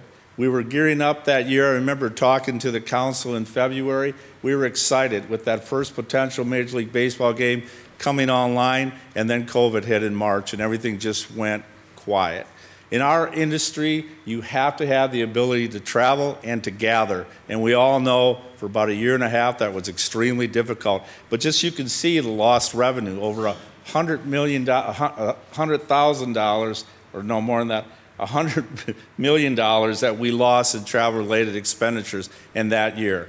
Now we'll get 21, I get that in the early fall, and we're going to see an uptick because we start to see everything come back last spring and then through the summer into the fall. We were blessed with a beautiful fall, as all of you know. You know, we had riverboats coming, docking down at the American Trust Plaza all the way to November 7th and such. So we had a great summer, great fall, and that energy really is continuing on into this spring and into this summer. We're extremely excited about it.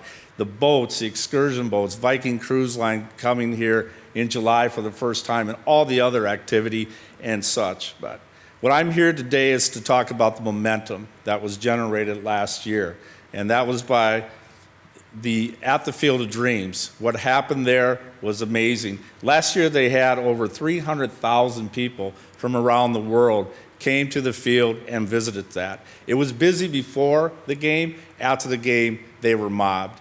I would remember in 1991 and 1992, I think many of you know that I've been involved with the field since actually the beginning. When in 1991, the field was somewhat of a curiosity. Then Upper Deck did their Labor Day event there. I don't know if all of you remember that. That took the field as a curiosity and made it an international attraction, bringing people all the way through the 90s, just mobbed. That game last year did the same thing.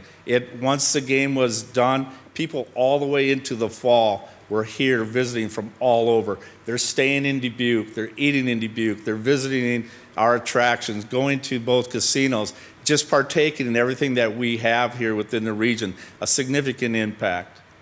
You can see that just by the visitor heat map. I love this. I've been involved in the industry, as you know, about 18 years now with Travel Dubuque. Been involved in the industry for 32 years in some capacity or another. We now have the ability, after all these years, to really see where our guests come from. And that's basically by pinging your phone, which is a little creepy, but it gives us the ability to see where everyone, and you can see throughout the Midwest just where people are coming from. Our number one counties are Dane County, Madison, Chicago suburbs, Polk County, Des Moines metro area, and the I-380 corridor. But our guests come from all over the United States and all over the world. And really, a lot of that has to do with all the different types of activities that we have going on here within Dubuque itself, but the entire region. And the biggest reason from last year was this game. I know most of you, if you weren't there in person, you got to see it on television, and it was absolutely a magical evening, not only for Dyersville, not only for Dubuque and Dubuque County, but our entire region, our entire state. I think everyone, to a person, if you were an Iowan, you were proud that night of that game and what that did for our area on an international scale. I think this one I like, Kevin Costner walked out of the corn, and then afterwards he said, "Today is a tradition. Who doesn't want to play here?" And boy, was he right, because we're getting a ton of calls from people from all over that want to be able to utilize and play on that diamond. But you can see since the movie was released, over 4 million visitors. This year we're excited, as you know, we've got I'll talk about that in a minute, but we welcome over 30,000 fans here, 8,000 people directly at the game. Last year's game, once again, what a hit. The Yankees and the White Sox. It was the most watched regular season game on any network since 2005. Just about 6 million people watched that. And it was the ballpark, the temporary ballpark, was named Ballpark of the Year, which was quite an honor. The original movie site, as you can see, with the house, the iconic house, the ball diamond, and the outbuildings, and all the corn. The corn's the biggest prop. I had a conversation with Major League Baseball yesterday, and they said, "How's our prop doing?" I said, "It's poking out of the ground already." They planted it last Wednesday, and it's out, and that's the fastest I've ever seen. I grew up in that area. I've been on a farm my entire life. I've never seen corn grow that fast. That hot weather last week made a big difference. There was an announcement about a month ago. The Go the Distance Baseball LLC announced this $80 million private investment into the field, into our region. The youth component, the 9 baseball, softball diamonds that they're creating, the indoor facility, which we drastically need. I've been on numerous meetings through the last 5-6 years. We do not have a facility like this in our region.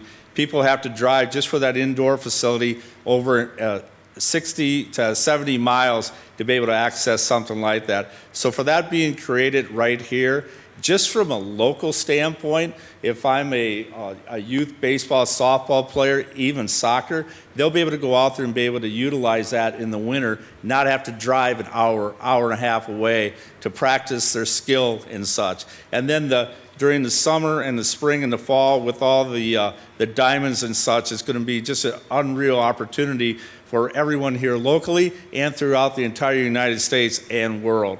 So that's the $80 million project that's looking to be created. What I'm here tonight is to talk about, this is Iowa Ballpark Incorporated.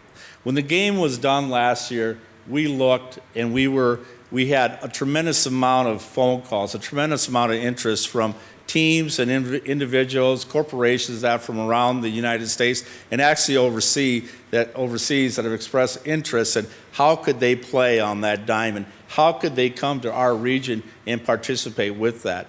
So we looked at the unique situation we all find ourselves in right now, taking that momentum, this once-in-a-lifetime opportunity, what could we do to create a multi-purpose facility, permanent facility there that could be utilized basically year-round, utilized for a college baseball tournament in May, utilized for a potential professional game or minor league game during the summer, high school games, any fantasy camps, corporate events throughout the entire year. So we put this group together, and we're in the process right now of trying to secure funding to make this a reality. This is how it would work. The nonprofit would own the stadium itself. They would enter into a lease agreement with Go the Distance long-term because they do own the land, and then we would create an operating agreement with Go the Distance for them to do the day-to-day management of the facility itself. This is our projection. This is a rendering, what we forecast. This is what we're striving to achieve. We're looking to create a facility, permanent multi-use structure that would have 3,000 seats with restrooms and concessions, be handicap accessible, and then when a potential professional game came in or something else like that, they would bring in the additional bleachers that they would need. But we would look to create, like I said, once again, a 3,000 seat facility.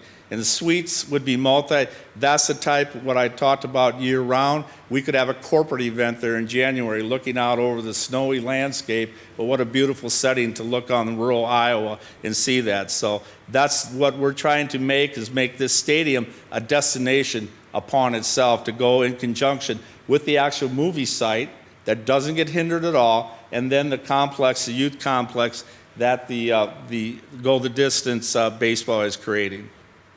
This is from the suite, so when you look out, you'll see the original Field of Dreams and the house and everything like that. I love this scene. This is from, I refer to it as the back of the stadium. My wife says it's the front, but you can see just how the beautiful and how we're taking in the rural aspect of, and with the corn, incorporating the corn and all different elements of it. We call that the Iowa Plaza. Our goal is to have the state of Iowa, as you can see what they're walking on there, and then call out different elements throughout the entire state. It could be a historic ballpark, or it could be something else. But once again, making this an attraction that all of Iowa is proud of. I talked, our goal is to make this a year-round destination. I just have a listing here of the variety of different things, but really it's an unpainted canvas. And our imagination is what's going to make this just a unique destination, incredible world-class destination that we're striving to achieve. The impact, Mike referenced it in his opening talk, but I'll go through it very quickly. And this was done by a third-party sports facilities company out of Clearwater, Florida. They're one of the top companies in the United States that does this all over for different organizations. In direct spending, as a result of the stadium's impact for Dyersville and the surrounding area, almost $10.5 million per year. That's just direct spending, does not include indirect. For the entire project, which includes the youth facility, the hotel that they're looking to create, and then the stadium, it's over $32 million a year in direct spending. And once again, over $80 million in private investment for the youth facilities, the indoor practice facility, and the hotel. Combined between the stadium and the private youth component is over 250 additional jobs created in Dubuque County, in Dubuque, in our region, and plus hundreds of construction jobs. And once again, like the game last year, it puts Dubuque County and the entire region on a world-class stage. So I just would end tonight, let's build a legacy. I mean, Dubuque has done an amazing job with that through the years. I get asked to speak at numerous different conventions and such, and people always ask, what is the secret sauce that Dubuque has had through the last 20 to 25 years? And I tell people all the time, most communities have a vision. Dubuque has the ability, they have a vision, and they can implement it. This is our next step. And like I would just reiterate, when I was sitting down in the port, I was thinking about that private-public partnership that made all that a reality. And that was a number of organizations coming together, working together to make that what it is. And we've all seen what that has done for our community. The synergy that came up 3rd Street into the lower Main, and you see the activity down there, the vibrancy on a weekend or during the week, and how that has come down to the millwork, now to Smith Island and such. This is the type of activity that communities are envious for, and Dubuque County are on the top of the mountain on this. So I would open it up for any questions that the council would have for me. Very good. Thank you for your presentation. It's an exciting project. Any comments or questions from council? Mayor Pro Tem. Yes, Ms. Wethel. One question I had was for the stadium structure. How long is the lease with the Go the Distance and collaborating with the This Is Baseball Inc.? How long is that lease? It's not solidified, yes, because we're in the process. You know, it'll be up to the nonprofit to negotiate that with Go the Distance. But our goal is a 25-year lease and an additional 5 years. So 30 years on term of that lease. Okay, thank you. Yep. Any other questions or comments? Mr. Mayor Pro Tem? Yes, Ms. Farber. I want to thank both Mike and Mr. Ray for their presentations. I think it's quote-unquote a home run in terms of what we offer for generational and transformational for the city of Dubuque as well as for Dubuque County. And I am an ardent supporter of public and private partnerships. And I know that there will be hopefully everybody feeling the dream, if you will. And I think there will be ample fundraising for this. So thank you in advance. And hopefully we can garner up some more grants federally and from the state for this wonderful project. Thank you. Mr. Mayor, do you have any questions or comments? I sure do. Thank you, Mr. Mayor Pro Tem. And thank you, Keith, for the presentation. You know, I've heard this presentation a few times. You've given it to several different groups throughout the city and a couple of the boards that, you know, I'm able to serve on as mayor and that we serve on as council members. It is such an exciting time to be living in Dubuque. It really is. And this is one of the biggest reasons. The excitement that we have across the state and even throughout the country for what is going on with the Field of Dreams and what excitement that brought to the state of Iowa, it's palpable excitement.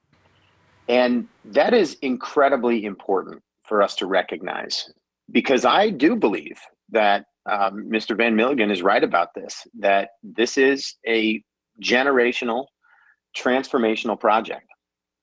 I think that it's one of the things that we're going to be seeing over the next few years that really takes Dubuque and moves us into the next chapter.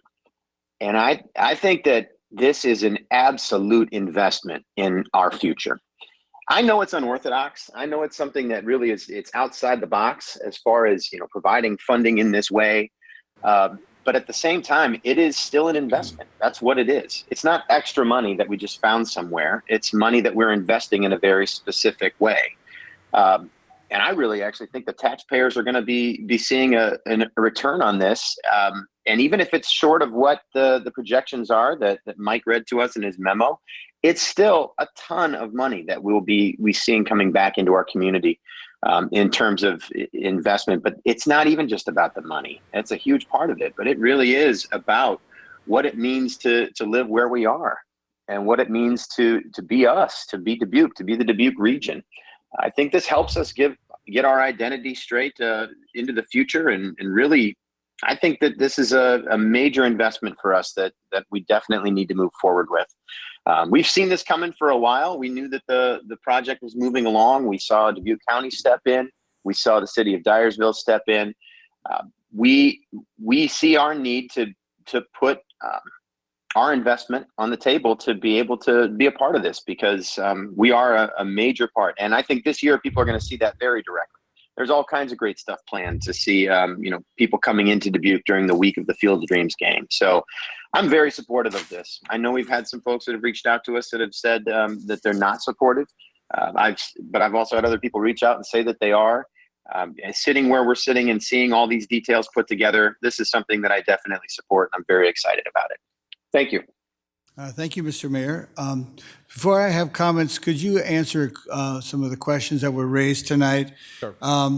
So right now we have, besides private investors and hotel, motel folks and tourism industry, how will this rising tide, does it raise all ships, and how does it help every single citizen in Dubuque, whether they go out there or they own a hotel? How is it going to help every one of our citizens? That's a great question, and I think, the key here, Mr. Van Milligan referenced it early on. The return on investment to Dubuque is going to be within almost 2 years. That money is going to be, once the project is up and running, we're seeing it already. When the Major League Baseball is here and they're utilizing the hotels, they're creating hotel motel tax revenue. They're creating local option sales tax. So you're seeing that already. That money comes in to the city that helps offset other costs that the city would have. As far as property taxes and that type of stuff. So after the $1 million investment, once that is, let's say, washed from the books with the revenue from hotel motel tax that's generated by new room nights, by the local option sales tax, everything after that is money that's coming in to help offset costs for the community that otherwise wouldn't be here before.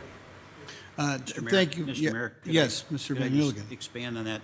One very specific point that was brought up was investment in our street program. And the way the referendum, which passed our local option sales tax, goes is 50% of the money goes to property tax relief, but 30% of the money goes to our street program. So that $200,000 annually in additional local option sales tax, 30% of that will go directly into our street program. Great. Thank you very much. Now, one thing when my wife and I moved here with our family, what I loved about Dubuque was it was a baseball town. And we're a baseball family. And I know, sir, that you are a big baseball player. And I believe there are many wonderful, not only fans in Dubuque, but players and people who have really experienced it. So it's exciting in that way. And I really think, like baseball, that it takes a team and everybody knows their place. And we're a utility player on this team. We got our heavy hitters coming in, and we're also asking, what I love is that we're going to take our $1 million and leverage that for $12 million. Right. I mean, that is so important. What better use of that money than to make it 12 times what we have, and there are more to come. And it's not just pie in the sky. Even with a very conservative estimate of maybe 3 years return on investment, at the very, very, very conservative, it still does a lot for our community, let alone the excitement that it will bring to our area. We have so many people behind this, getting behind it, the state of Iowa, and of course, private investment, us, and just the whole county. It's very exciting, and it's going to be financial. It's very good for us financially as well. But we're attracting people with this game and to our region. We have a beautiful region here. What a beautiful place to live.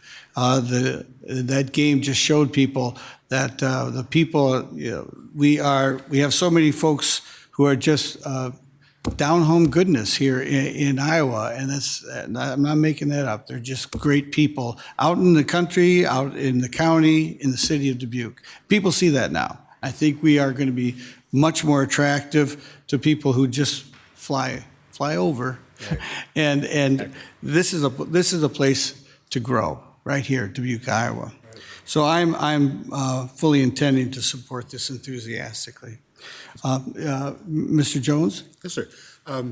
There's a foundational aspect to this too that you have to look at.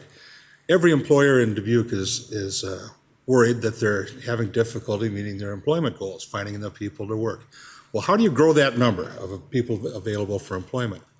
And at the same time, how do you reduce the tax burden on individuals in the city? Well, you get more people in the tent, get more people to choose to come here. You just heard a lengthy list of communities that shrunk. Some of them pretty dramatically in the last decades. And this community, because of its aggressive focus on tourism and entertainment, riverfront, and safety, has grown. With the educational foundations that are here, it'll continue to grow. With this additional huge entertainment and recreation option, a stone's throw away, will continue to grow. People are going to want to move near this thing. And a good number of them are going to move into the city of Dubuque. And they're going to help to fill the open positions, and they're going to help to pay the taxes, and they're going to help with all the rest of the heavy lifting to make the community work. So that's a huge piece of this. Of course it makes sense. We can't just be the island of Dubuque. We're part of this county, we're part of this region, and things that are good for Dyersville are good for Dubuque, things that are good for Dubuque are good for Dyersville. And that's a fact. We've learned that with economic development issues, that a new factory in Platteville is better for Dubuque, Iowa than a new factory in Nebraska. This has nothing but good in it. The return on investment is pretty well established, and it comes right back in the form of tax dollars to the city of Dubuque. Now, that's exactly what some citizens were complaining about. And the fact is the ROI is there, the opportunity is there, and a big chunk of our future, I believe, is there. So, of course, I'm going to support this. Thank you. Mr. Sprank. Thank you, Mr. Mayor Pro Tem. Yeah, a lot of my concerns were the return on investment, and I can deal with 2 years. That's better than interest rates right now. So, but I look at this whole thing, the whole process, the whole project as a positive thing. I took some vacations in January and then in February for my brother's wedding in Florida, and I specifically wear shirts that say Iowa on them as a way to, well, you're from Iowa. Yeah, I'm from Iowa. Once people found out, the only thing they wanted to talk about was the game. They didn't even list anything else. They just were so excited. Yeah. And then once I told them, well, I live 45 minutes from there, they were even more excited. They wanted to know where to stay, what to do, and all kinds of questions. And I became a mini tour guide in Montana and in Florida. I'm hoping more people, and this is just, Viking cruise ships, they're specifically, part of their folks are going to go out there. I look at the big game, whatever you want to call it, kind of like something similar to what happens when they do the Masters or when Sturgis comes to that community. It will be a very fun party. Yeah, we'll have problems. Yeah, we'll figure it all out. But it's just something that we need for our area, our demographic. People want in our area that do these traveling ball teams, they want to be in Dubuque. They don't want to go to the Quad Cities. They don't want to drive another hour and a half. Yeah. So folks, they're going to stay somewhere, which is here, because there are just no hotels, motels between here and there. Yeah, there's going to be one built on the site, but that's not going to be enough. And I'm going to put money on the table now. In 2 to 3 years, there's going to be 2 more built out at Piasta because we just can't get them fast enough. So I think this is a great way for our community to be welcoming folks from around the world to Dubuque. So I support this. Thanks. Thank you. Anyone else? Ms. Roussel. Yes. Thank you. I'm very much in support of the comments of my colleagues here tonight, I too think this is a fabulous opportunity for our region, and I think it's really important that we do think regionally when we think about people that come to stay in our hotels, support our airport. And what I really like what Mr. Jones said is that our regional employers will be able to tout this when they're trying to get people to come to the area. They can say, oh, and Field of Dreams is just down the road. So I think that with the help of the American Rescue Plan funds, we can join the city of Dyersville and Dubuque County with an investment that's going to bring this facility for our residents to enjoy and bring the economic impacts to our entire region. And one other thing that I like about this particular facility is the fact that it's multi-use, so that they could be concerts or corporate meetings or cultural events, youth sports. And once those people are here in our region, they're probably going to stay for more than a day. And they're going to be looking to take advantage of all of the other amenities that we offer here. And hopefully, maybe they'll want to stay and find a job here, live here. So I'm very much in support of the project. Thank you. Thank you very much. I think Ms. Wethel. I appreciate that Mr. Pustitieri and Mr. Bill Meyer's comments were of concern. $1 million is a lot of money. My question was, what is our return on investment? And I work in healthcare. And so for me, people are always going to be our most valuable resource. $1 million could fund roads, but it also could improve access to brain health locally. It could improve significantly both transitional and outpatient rehab for those struggling with addiction. $1 million is a lot of money, and I take this really seriously. So what do we get? What's our return on investment? And I think we spelled it out pretty well, but up to $612 million or $1,000 annually, $612,000 is a lot of money. Yeah. And I can appreciate that people are concerned about that. Also, the jobs that it will create, no question. But I believe it's the right thing to do for our neighbors. I do. And I take the decision seriously. But then it's my part to make sure that I do the right thing when the money comes back. And I think that's my commitment. And so, as your partner, I would ask that we have a quarterly update, maybe, of progress on the plan and how the project's going, so that as partners, we can make sure that we can inform our neighbors of where their investment's gone. And when I moved back here in 2008, we had some of our best friends come to visit from Colorado. And I remember the day we took them to Field of Dreams, and it was magical then. Yeah. It was magical.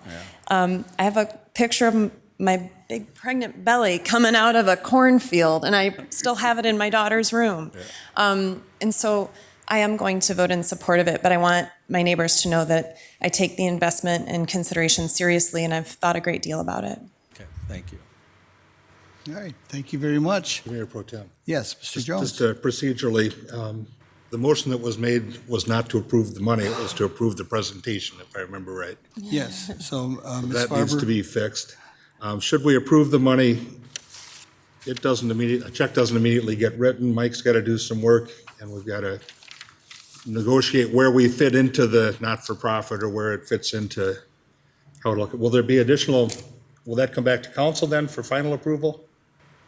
Not the way I structured the recommendation, that you would authorize me to negotiate the terms, but if you direct it coming back, it would, yes. I don't need it back, but what I needed to know is just be refreshed on that. So if we authorize the money, we're going to authorize the city manager to negotiate the terms that the city is comfortable with, and off we go. I'm fine with that. Yeah, and that's my understanding. Krenna, is that correct? Yes. The authorization would be for you to negotiate the terms of the agreement. and we would go from there. Thank you. Thank you. So, Ms. Farber, would you like to amend your motion? I make a motion that we receive and file and approve, and then also hear the presentation. That works. And Mr. Jones? That's fine. A second. Okay, so we have a motion by Ms. Farber and a second by Mr. Jones to receive and file and approve. And watch the presentation. So if you could call the roll, please. Wethel? Aye. Resnick? Aye. Roussel? Aye. Farber? Aye. Jones? Aye. Sprank? Aye. Kavanaugh? Aye. That motion passes 7-0. Thank you. Thank you. Thanks, Keith. Action item number 3 is floor pool shuttle. Mr. Mayor Pro Tem, Yes, Mr. Sprank. I motion that we receive and file and approve this the free shuttle bus schedule. So, Second. So we have a motion by Mr. Sprank and second by Mr. Jones. Mr. Van Milligan, please. Thank you. City Manager Mike Van Milligan. Director of Transportation Services Ryan Nucky is recommending that the city establish a free shuttle bus between Sutton Pool and Flora Pool this summer, 7 days a week while Flora Pool is open. Sufficient funding is available in the Transit Division operating expense budget to cover the $39,434 in costs. I concur with the recommendation and respectfully request Mayor and City Council approval. Thank you very much. Do we have some comments or questions from the council? Mr. Mayor Yes. Pro Tem. Mr. Sprank. Thank you. While we were looking at those lovely new buses outside, I did ask Ryan a couple questions, which I want on a repeat so everybody can hear. So my first question was, if this gets approved, will we be keeping track of the ridership? Because I think that more people are going to be using this than what we really believe just to get around town, because it's a Sunday service. And then looking kind of bigger picture, could we discuss making maybe a Sunday condensed schedule that might be able to keep a Sunday service open in general for the buses in general? So. Thank you very much, Mr. Sprank. Mayor Pro Tem, City Council, Mr. Van Milligan. I'm Ryan Nucky, the Director of Transportation Services. To address your first question, are we going to be tracking the riders on this bus? Yes, we will be tracking them. With us not doing a fare for these riders, we'll be doing a manual tracking on that, which we can still do with our current equipment. And yes, Mr. Sprank, we will be trying to follow where these riders are going if they're not all going to the pool. Thank you. Secondly on that, a future Sunday service. Some of this data will help with that. Right now, staffing and funding will have to be addressed to look at a future Sunday service. Thank you. Okay. Thank you. Would you like a follow-up, Mr. Sprank? Nope, that was great. Thank you. Thank you. Ms. Wethel. Pro Tem. Just a couple of questions, and I'm sorry if I missed this in the details. What is the supervision on the bus for our riders who are routine riders of the bus? This will no doubt have a number of more children on the bus system. So is there a process already in place or a new one visioned? So we like to tell the general public when they call, how young can kids be on the bus? We like to address them and just let them know that our drivers are not babysitters. Right. We do have very young children that do ride the bus, especially to and from school. But we tell our drivers it's their job to make sure that the people get safely where they're going to and from. We do have cameras on all the buses that see all the way around the outside and the inside of the buses. But as far as a physical person supervising the inside of the bus, we do not supply that. I just wanted to make sure that the public was aware of that finding and to make sure we create a safe community for everybody on those buses. Thank you. Any more? Yes, Ms. Roussel. Thank you. Now, this question is probably not for you, but my question is, I thought I saw something about this planning for capacity at the pool so that if the bus arrives full of people expecting to get to the pool, we have a plan in place for capacity management at the pool. Is that correct? Yes, we do. And Marie Ware is on the line virtually, as is Dan Kroger. So I don't know, Marie, if one of you wanted to address that question.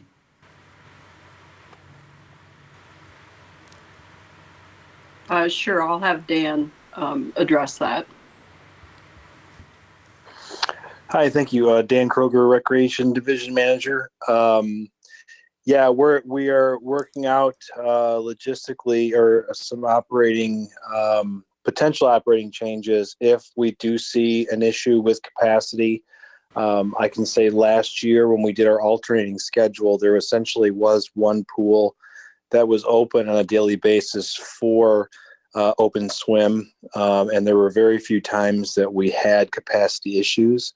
But our plan is to be in communication directly with the Jewel on a daily basis to provide them with basically how attendance is going. So, they can notify individuals getting on if there is a capacity, if the pool is a capacity at that time, or if it's getting close, we'll keep that communication so that people know as best we can before they get on that bus to ride to the pool. Thank you. It sounds like there's been a lot of thought gone into this process, and it's really important that all of our families have access to swimming at the pool this year. And so I'm glad that we're working so hard to make that happen. Thank you. Anyone else? Mr. Mayor, would you like a question or comment?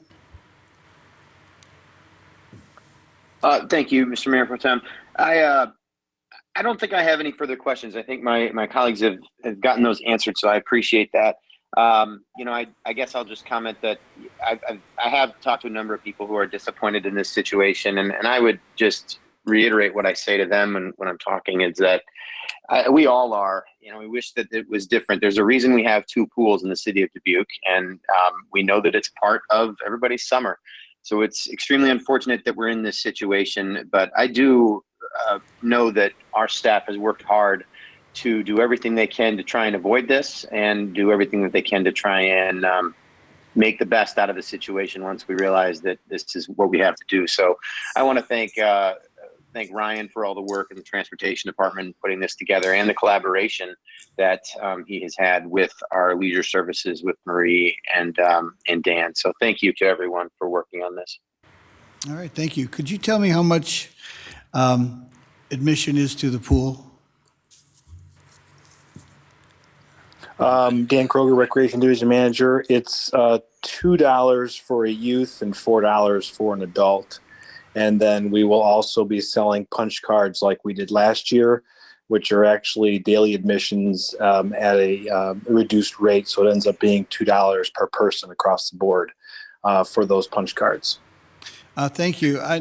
My own opinion is that when people don't pay for something at all, that things can get out of hand. They don't have a stake in it. We're going to put $1 million into the Dream Field, and we're going to get something out of it, and we're going to be a serious partner. So going back to the buses, have they thought about perhaps charging $2 to get on the bus and they get a free ticket into the pool?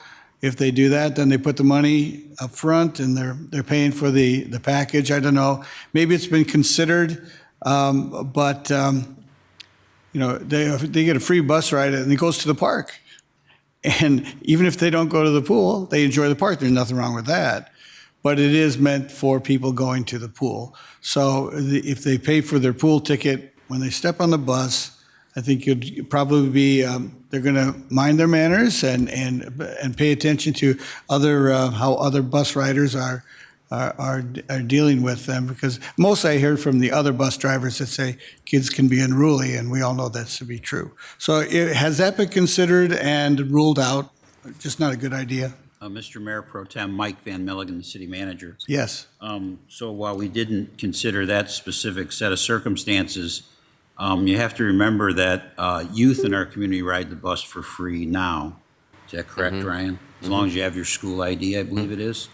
So for youth, this is not really anything different, but for adults, it is different where, at least on this shuttle bus, they will be able to ride for free. All right, thank you very much. Thank you. Thank you. Are there any more questions or comments? All right, there is a motion by Mr. Sprank and a second by Mr. Jones to receive and file and approve. Could you please call the roll? Wethel, Aye. Resnick, Roussel, Aye. Barber, Jones, Aye. Sprank, Kavanaugh. Aye. That motion passes 7-0. Action item number 4 is the Mesquite Community Ice Center Ice Rink Concrete Subfloor Project. Award Public Improvement Construction Contract. Mr. Mayor Pro Tem, Mr. Jones. I move to receive and file the documents and adopt the resolution. Second by Roussel. A motion by Mr. Jones, second by Ms. Roussel. Mr. Van Milligan. Thank you. City Manager Mike Van Milligan. The city received sealed bids on May 10th for the Mesquite Ice Center Rink Concrete Subfloor Project.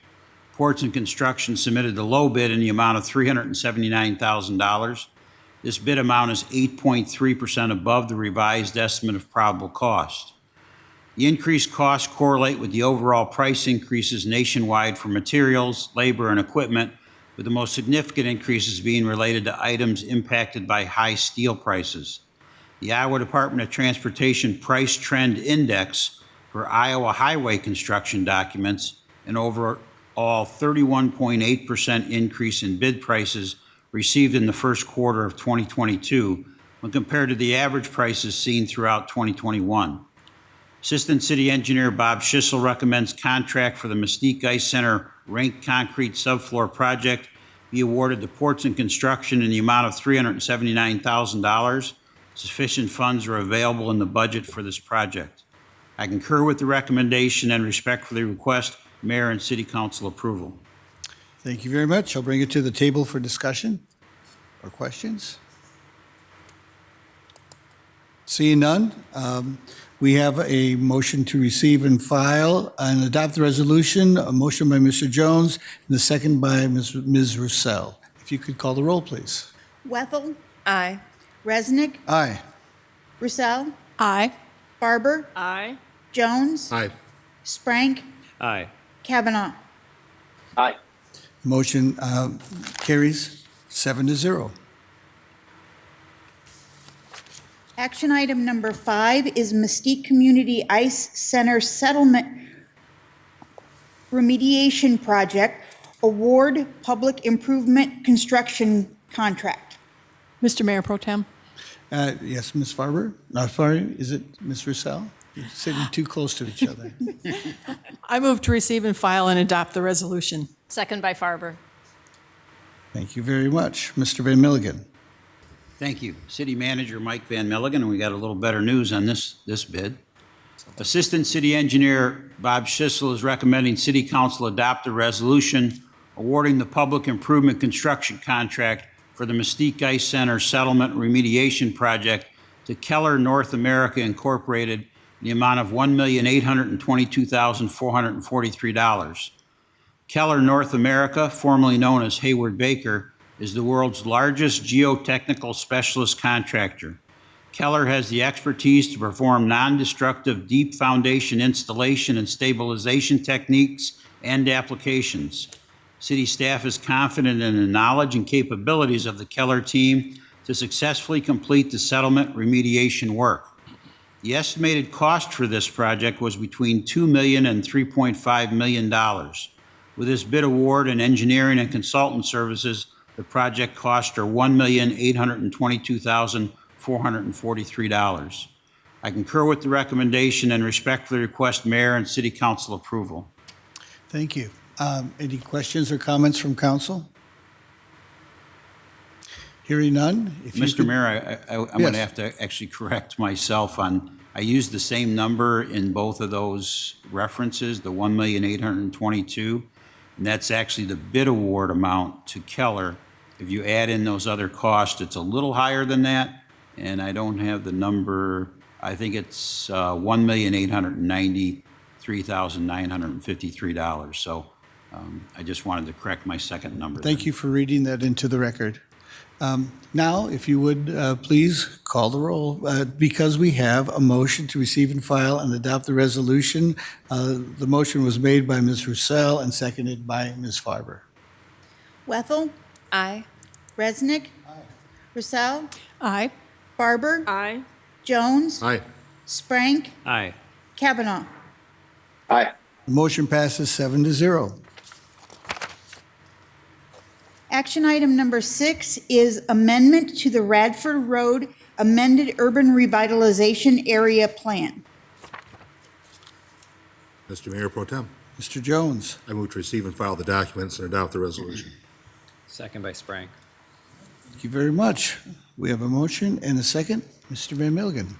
Thank you. City Manager Mike Van Milligan. Housing and Community Development Director Alexis Steger is recommending City Council adopt the resolution amending the Radford Road Urban Revitalization Area Plan. Landover has submitted an application for city support through expansion of the Radford Road Urban Revitalization District. The proposal is for a 50-unit affordable housing complex. The development will be on the east side of Radford Road across from Roosevelt Middle School. The urban revitalization tax exemption will show local support for the project, which will strengthen Landover Corporation's low-income housing tax credit application to the Iowa Finance Authority. Affordable housing projects are given a priority for city support if they are located outside an area of concentrated poverty based on the recommendations of the Voluntary Compliance Agreement and U.S. Department of Housing and Urban Development.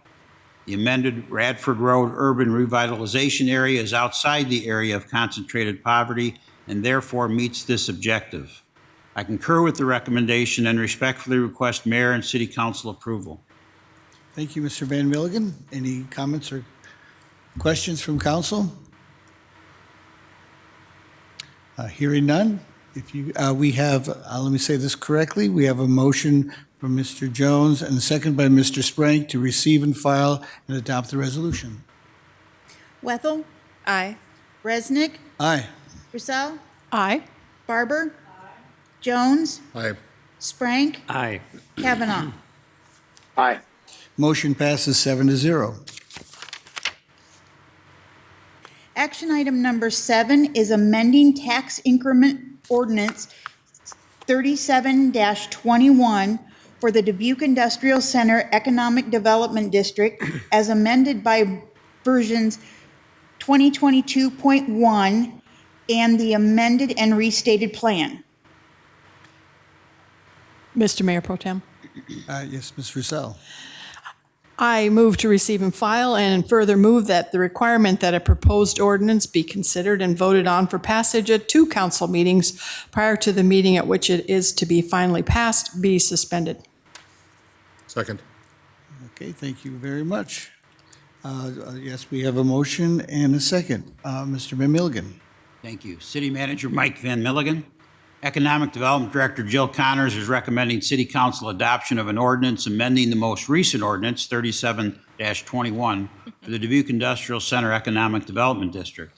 The primary goal of version 2022.1 of the amended and restated plan is to add additional property to the district. In order to reflect the changes to the district's boundaries and subareas made by version 2022.1, the tax increment financing ordinance area boundaries must also be amended. The proposed ordinance reflects the addition of property as a new sub-area Q. The expansion of the district is required to accommodate the issuance of urban renewal tax rebates under the Development Authority by and among the City of Dubuque, Share Real Estate LLC, and Dubuque Screw Products Incorporated. The amending ordinance will also remove sub-area P from the division of revenues of the district. There is not currently any development within sub-area P, and therefore no tax increment to collect. However, by including sub-area P in the division of revenues, the 20-year window to collect tax increment on the property begins.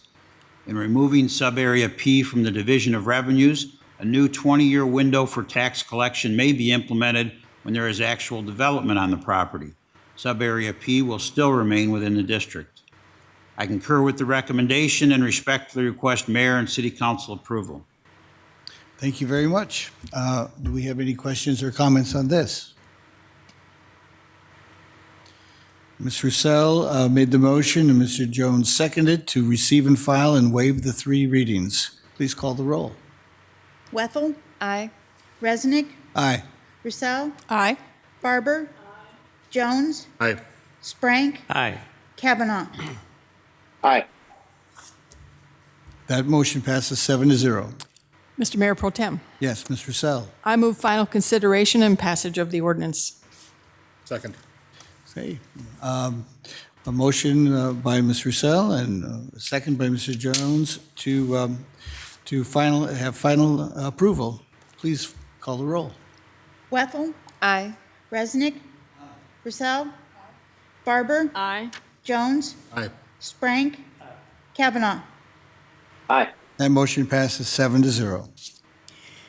Action item number 8 is proceedings for directing sale of $2,525,000 tax-exempt general obligation bonds, Series 2022A, and $7,055,000 taxable general obligation bonds, Series 2022B, and awarding bonds to best bidder.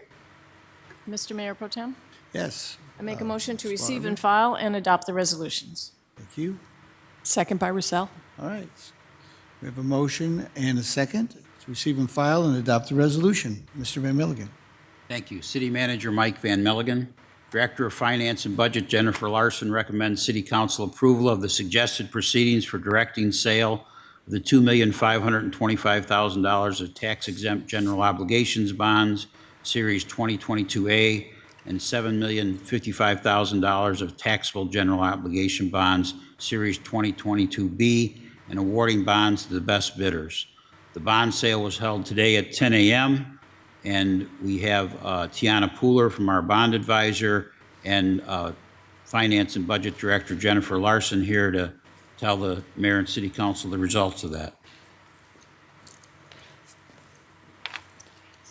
Good evening. Thank you. So much for Welcome. having me. It's a pleasure to be here. She is passing out to you a tabulation of the bids that we received today. As the city manager mentioned, we did take bids at 10 o'clock today on 2 different series, a tax-exempt issue for $2,525,000 and a taxable issue for $7,550,000. The bonds were rated AA3, which has been your rating for some time now.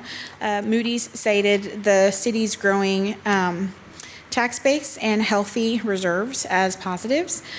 Some things that could improve, they just mentioned debt burden, which is something that I know that you guys have been very focused on trying to moderate as well. The 22A series here, we received 2 bids. One from Bernardi Securities, which represented the lowest bid at 3.93%. So it's been a long time since we've had a rate, I think that even maybe started with a 3 at all. So I've brought this chart for you to give you some context for that, because we have enjoyed very low rates for quite a long time. But I just wanted to show you that even though approaching 4% might feel like it's high, if you look at this historical chart for the last 20 years, you'll see that it's actually pretty average for where rates have been. So the blue line is the AAA MMD, which is the high grade. You are AA3, not AAA. So this is the standard index, not necessarily what your rate would be, but it's the standard that we compare all rates to. So you'll see that that line was much higher in the early 2000s, and it's approaching average, really low in the 2018s, 19s, and now it's just sort of getting back to where it used to be. We talked about this, I feel like every bond sale I've done between 2015 and now, it's when are rates going to go up? Well, now is when they're going to go up. It's starting to happen, but it's one of those things that you're certainly well positioned for in the AA category. This is just the reality of where the market is today. Your taxable bonds, the 22Bs, those priced at 4.41%. There were not a lot of sales in Iowa today. West Des Moines had some sales and Sioux City had some sales, but not a lot that were directly comparable to you. But I will say that Sioux City, they did a taxable and a tax exempt issue. Those bonds priced at 3.59 and 3.3 respectively. So lower than you. However, they're rated AA2. The block sizes were quite a bit bigger than yours, and the term was about 10 years shorter. So I would expect them to price at a rate that was lower than the one that you got today. But I was just trying to sort of help you get some context for the rates you're seeing today, because they are quite different than what you've seen, this time last year, and that's really to be expected. The B series, the taxable series, there were 3 bids there. Robert W. Baird was the lowest bid at 4.41, and then there were other bids with Piper and Stiefel. But you'll see here, not to be discouraged by the number of bids, the Robert W. Baird had 24 to 25 banks in it. So it's not an indication that people are not interested in your debt. It's just a matter of the A series was a little smaller than what we normally would see. And that's just the necessity of what you needed to do, and there's nothing wrong with that. But when that happens, you will see usually a large syndicate with a lot of people in it as opposed to a lot of individual bidders. Are there any questions for me? Any questions for our presenter? No, thank you. Well, thank you. Have any other questions or comments for Mr. Van Milligan or economic team? Mr. Mayor Pro Tem? Yes. I Ms. just Harvey. always want to say that I really am appreciative of another positive opinion from Moody's for the city, and that just really states to the work that Mike and Jennifer and the team have done for us in order to incorporate the details that Moody's does need in order to make the bond assessment and the rate assessment accordingly. And as you said, I also noted the regional economic base as one of the main points in the growth there, along with the solid reserves that we have. And again, that's just a strength that we have had and continue to have going on. And I did notice that there were some areas that we could be improving on, and those will be something that we could look forward to attending to as the year progresses. But I do want to thank you for that rate analysis. I think we're in good stead, and I don't think they're over the top, and you're right, the market trend is appropriate. And based on a comment that was made earlier this evening by someone in the public opinion, it is not a 9% rate. It is, as you stated, in the 4s and in the 3s. And so I think we should be very appreciative of the flexibility of the bond market at this point in time in our history and the trend. And it's a good trend for us as well. So thank you very much, and thanks to the team. Thank you. Thank you. Any other questions or comments? Thank you very Sorry, I much ran for way all the too fast. information. Sorry about that. That was great. So we have a motion to receive and file and adopt the resolution. If we could take the roll. Wethel? Aye. Resnick? Purcell? Aye. Barber? Jones? Sprank? Aye. Kavanaugh? Aye.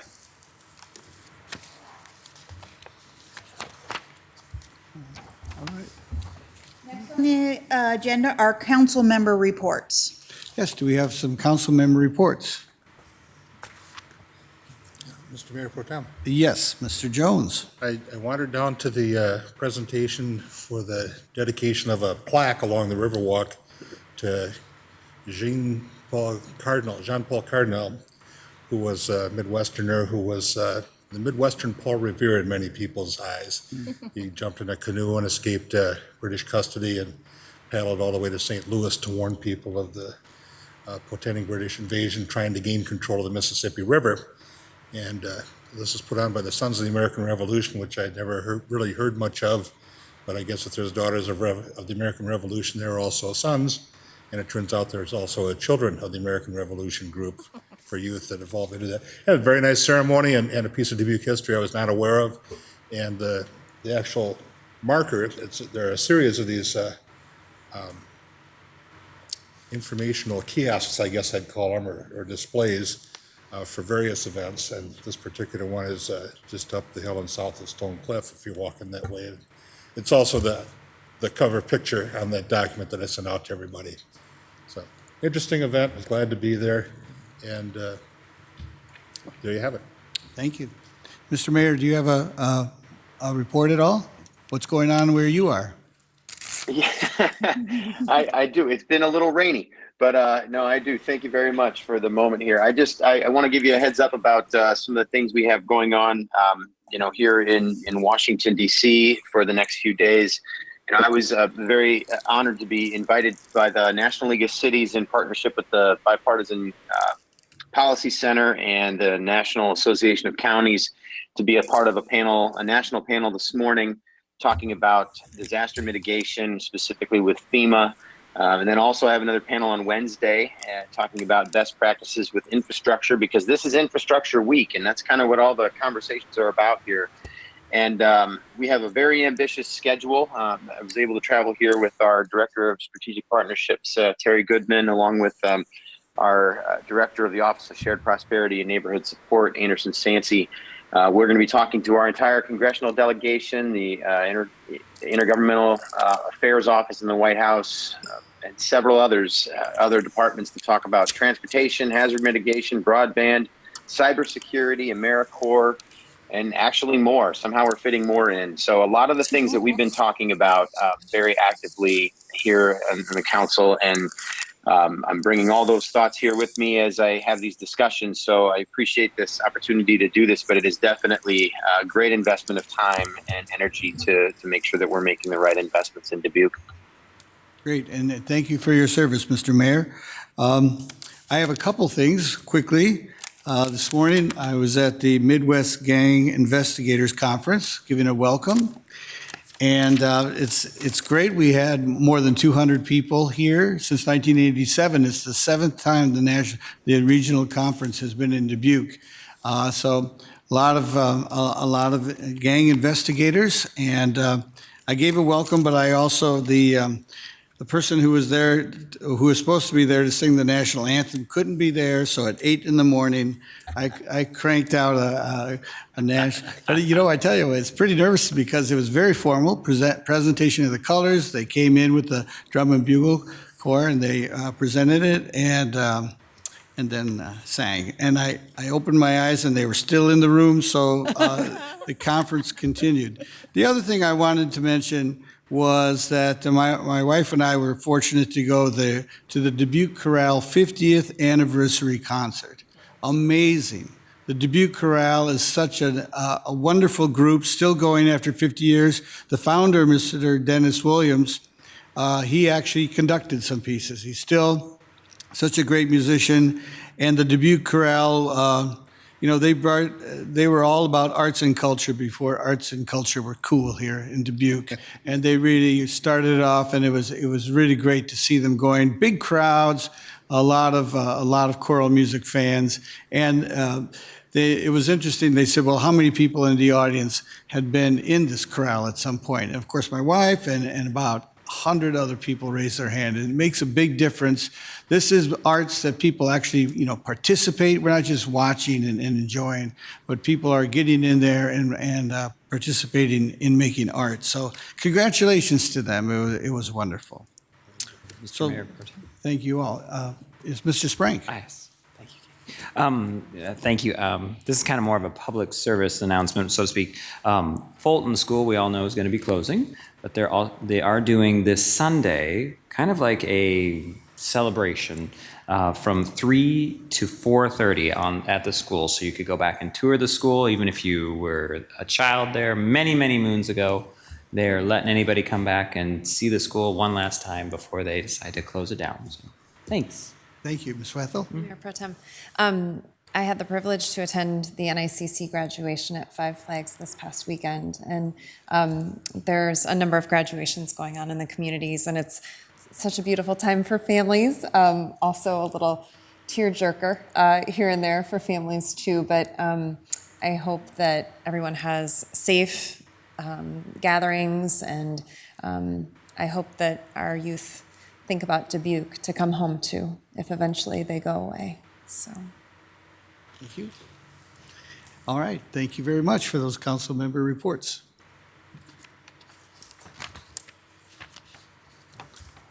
So we're going to go into closed session. Mr. Mayor Pro Tem. Yes, I Mr. move the council go into closed session in accordance with Chapter 21.5 of the Code of Iowa to discuss pending real estate purchase or transfers or sale. Okay. And we'll Second by Sprank. Okay, so Mr. Jones had the motion, second by Mr. Sprank. For the record, the attorney, the city council will consult with on the issues to be discussed in the closed session is City Attorney Crenna Brunwell. Do we call roll on that, or, well, let's do it. Wethel, Aye. Resnick, Aye. Roussel, Barber, Aye. Jones, Aye. Sprank, Aye. Kavanaugh. Aye. We're now in closed session.